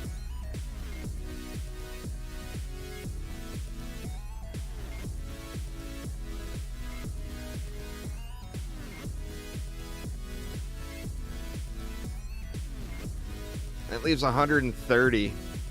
I mean, we could throw some more pews in here, I guess. Or we can even, like, give this lane a little juice as the mobs are coming in. You can go like that, and then, where else? Like right here. Go like that. So basically, we'll lose that sub-objective. This will all be automated. Then we got another 30. What do we do with the 30? I guess let's throw it here for any of the flyers that might continue through. Something like that. And then we're just going to have to see if the flyers hold. I think the flyers will be the only problem. But this here should be a glorious mass of crazy amount of enemies all built up. And these things should just wreck them. But additionally, I haven't done a build like this in probably 5 years, 6 years. So it may just get steamrolled. Holy artifact is going down. Perfect.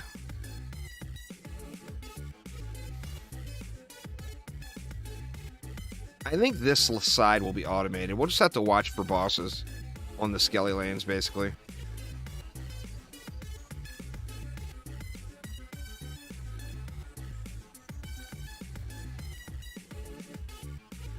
So the lane looks like it's getting spawn camp. Let them through, y'all. Let them through. You can't just kill them all. Ain't no fun, man.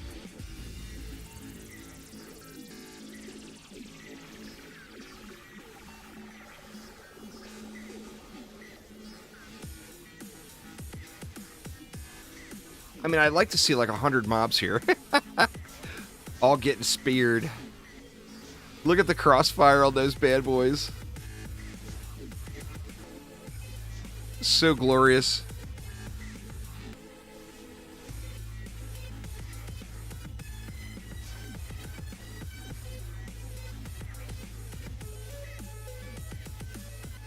You have to watch the goblins. If I had a initiate set up, I would sit here and tower boost this stuff, and that would be just incredible.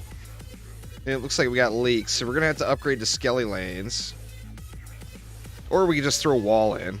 That we could do that too.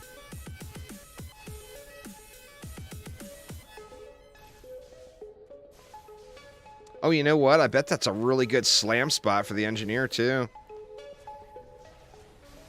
Does it reach up in there? Yeah, it does. Yeah, I'm having some upload integrity issues. It sucks, too, because the dumbass on the phone, when you call tech support, they say, well, what's your upload rate? And you run the test and you tell them, and they're like, well, that sounds fine. And it's like, well, yeah, but if you look at the integrity of it and the drop packets, when it's losing like 50%, you know, they're coming out Monday. This is my last stream until then. So my next stream, it will be resolved. It's actually worse today than it's been the last 2 days, sadly. Now, the game is actually running at, 60, 80, 100 frames per second, depending on which way you look. Yeah, I mean, they're reading responses out of a manual, so you can't really blame the people on the phone. They're just doing what they know,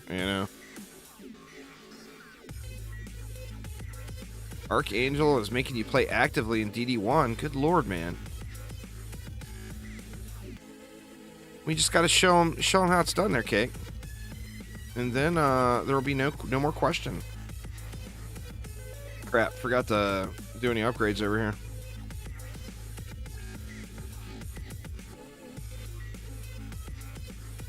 I think the bulk of the skellies will die off, but some of the meat will probably make it through. Yeah, it looks like there's some upgrades in. We'll probably be alright. We'll probably be just fine.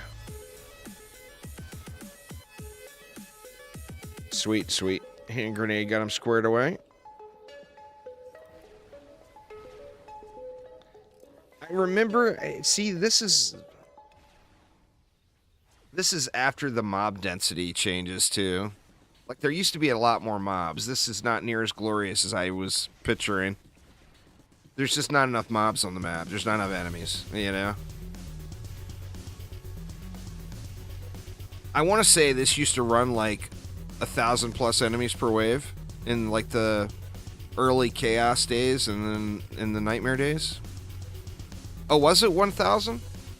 Alright, well, 1,000 is not bad. I guess the stuff's just dying off too quick.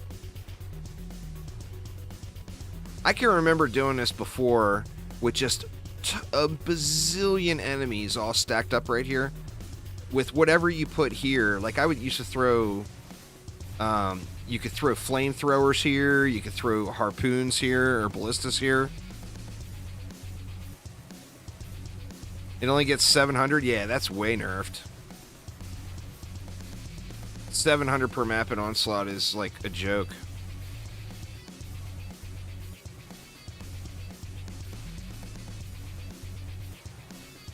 It's a lot of lanes, too. So, I mean...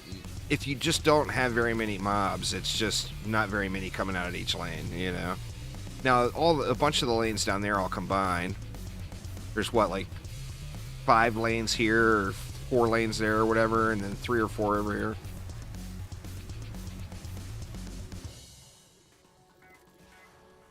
It still does take a little while to run, but it's my favorite map. I like the theme of it, the layout of it, but additionally, like back in the day when loot was a thing in DD2, where you grinded for loot, I had the best luck on this map. Like some of the best loot I ever got in the game, I got from this map. So I just got good memories of the map in total, really.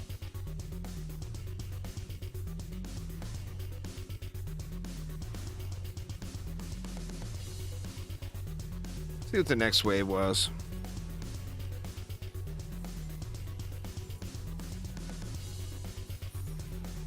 Yeah, it's 445 mobs. That's nothing. That's a joke. You enjoy Bizarre? It's fair. I wish this map is where clusters dropped, or just this region. I wish this region was where clusters dropped. Or it would be super cool if, like, periodically they changed the zones. Like, say, twice a year or whatever, they changed, like, they made a rotation of where clusters dropped. That would be awesome as well. I mean, I've just done Unholy Catacombs so many times, you know? In Ramparts or Crumbled Bulwark, I've done it a million times. Like, it feels like literally a million. Yeah, this was the Wailing Glaive farm, exactly. Sadly, they normalized all those weapons, Hodor, so no, none of those early weapons are special anymore. You remember the Armored Cleanser? Was like the meta for Huntress.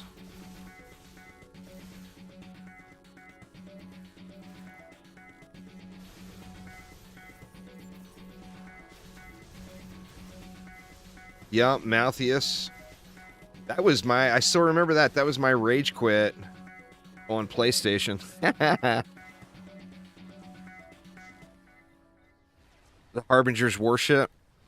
That one was fun when it launched. It was something different, I think is why. It was something that was just thematically different. Yeah, Matt, that was my rage quit on the PlayStation. That was my last time playing DD2 on PlayStation. I was farming for those armored cleansers, and the game kept crashing on the boss wave. I ended up farming, or my final PlayStation stream, I think was like a 4-hour stream, 3-hour, 4-hour stream. And we didn't get one single boss kill the whole time because the game kept crashing. I rage quit so fast and never went back.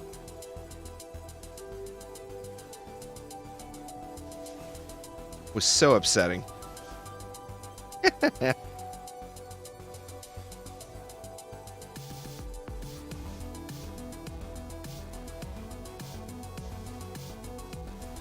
I wish there was a shard that made that reach longer.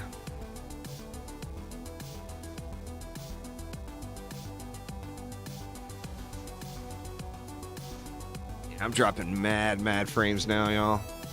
Like, it's consistently staying at like a 4,000, 5,000 kbps upload.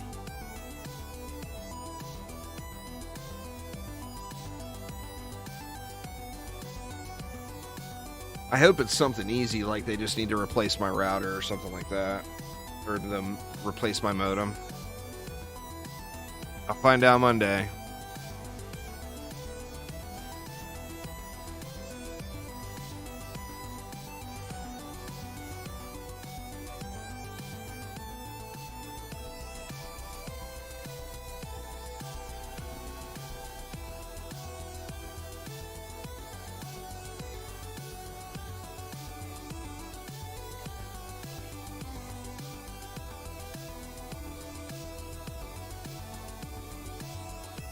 We're just doing good over here, huh?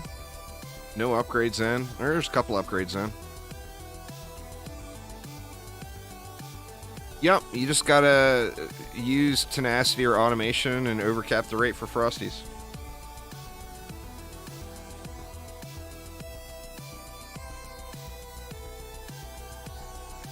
Drain Aura and Anti-Hail.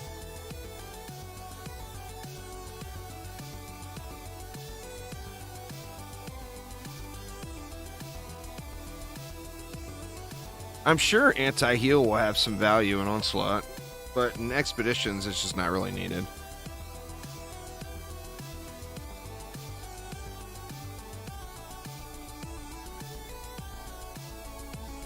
Pretty much, that's it. Shadow Shot, unless you like one of the weapon skins, but the weapons are not best in slot.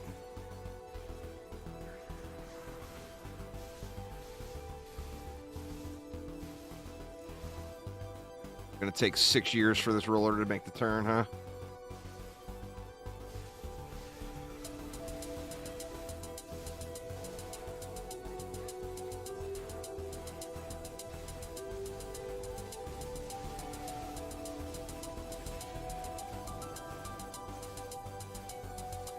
I wanted to get up in his butt, but I lost Drago.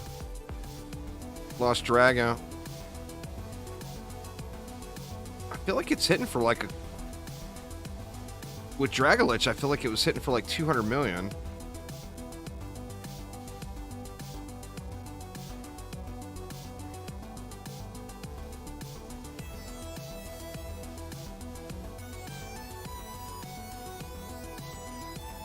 We're still not really getting pushed like I thought we were going to. I thought with all the enemies there was going to be a massive build-up right here, but it just... We're clearing them out too fast.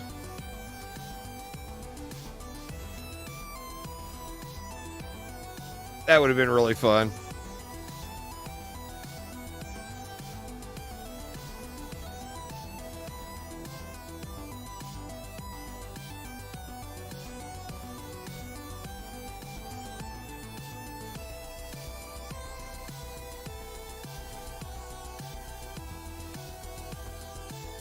Yeah, might as well play around with it. Yeah. Oh, how times have changed there, Hodor.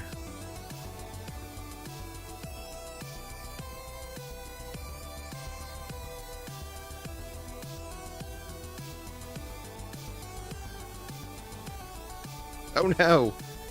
No! Look away for 1 second and end up in the green goo.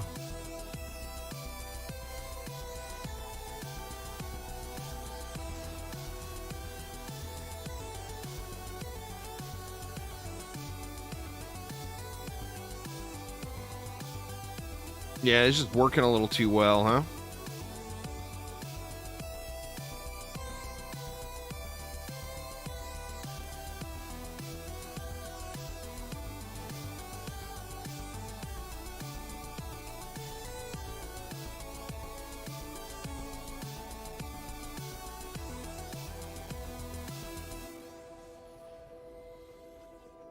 I'll do a bunch of walkthroughs, but I mean, it's pretty much Chaos 10 is build walls, use your favorite defenses. That's the guide.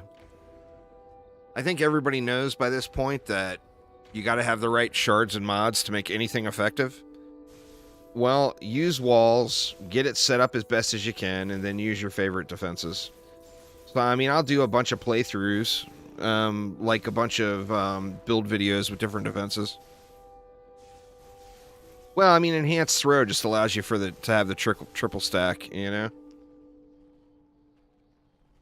Same thing with basically the railgun mod and all of the mod or shards.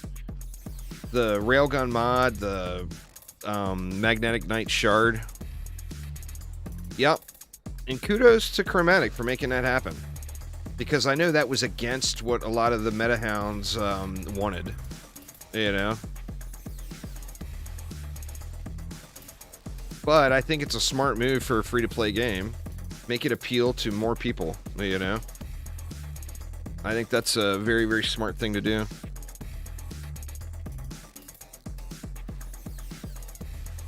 I would take the mass destruction out of whatever you got it in and put it on the knight. Is what I personally would do. But that's your call. Alright, let's see if we can do some big boom boom to this guy's buttocks. That was almost 200 mil, right? And then here's the drill arm. And this is full, I'm full AP. I got no hero damage. And you see I'm doing, what, 20, 30, 40 million DPS? With no hero damage. So, I mean, the drill arm build is going to be real strong. But you're going to have to want that boring barb type hack and slash playthrough or play style. If you like the hack and slash, then you might really love the drill arm.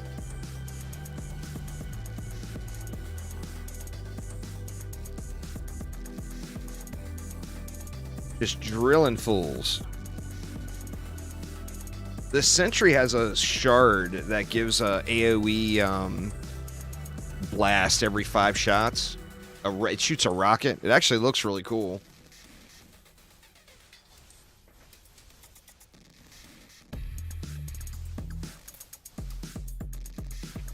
Oh, I think the same. It will be the same for many people. Shadow Shot. Well, I mean, you see the player numbers. Now, granted, there's a shitload of alts in play right now because everybody's grinding the new materials. But like right now, it's showing there's 1,060 people online, and it hit 1,221 people online today in the last 24 hours. When was it? It was at 1 p.m. Pacific time. It hit 1,221 online players. The last time it hit 1,221 players online was May 2020. That would be the height of COVID. Was the last time it had that many people online. Now, like I said, granted, there's a shitload of alts playing right now, but I think that just shows people are digging the update, you know.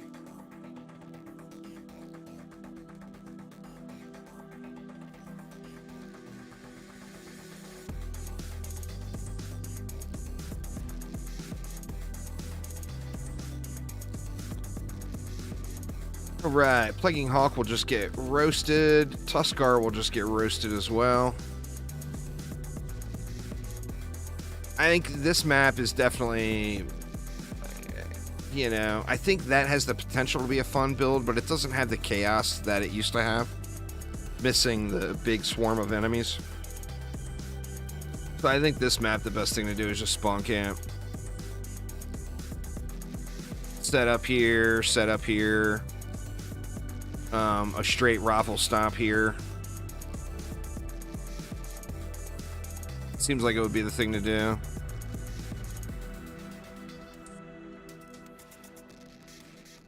Maybe. The plasma cannon or the railgun would have an easier time in C8 because the range on the spider explosion might be longer than the magnetics knight's range. All right, y'all, my connection has all but about caved in tonight. So I am going to go ahead and call it a day there. I will be playing later. If anybody's online, you see me online, feel free to join. But my next stream will be on Tuesday.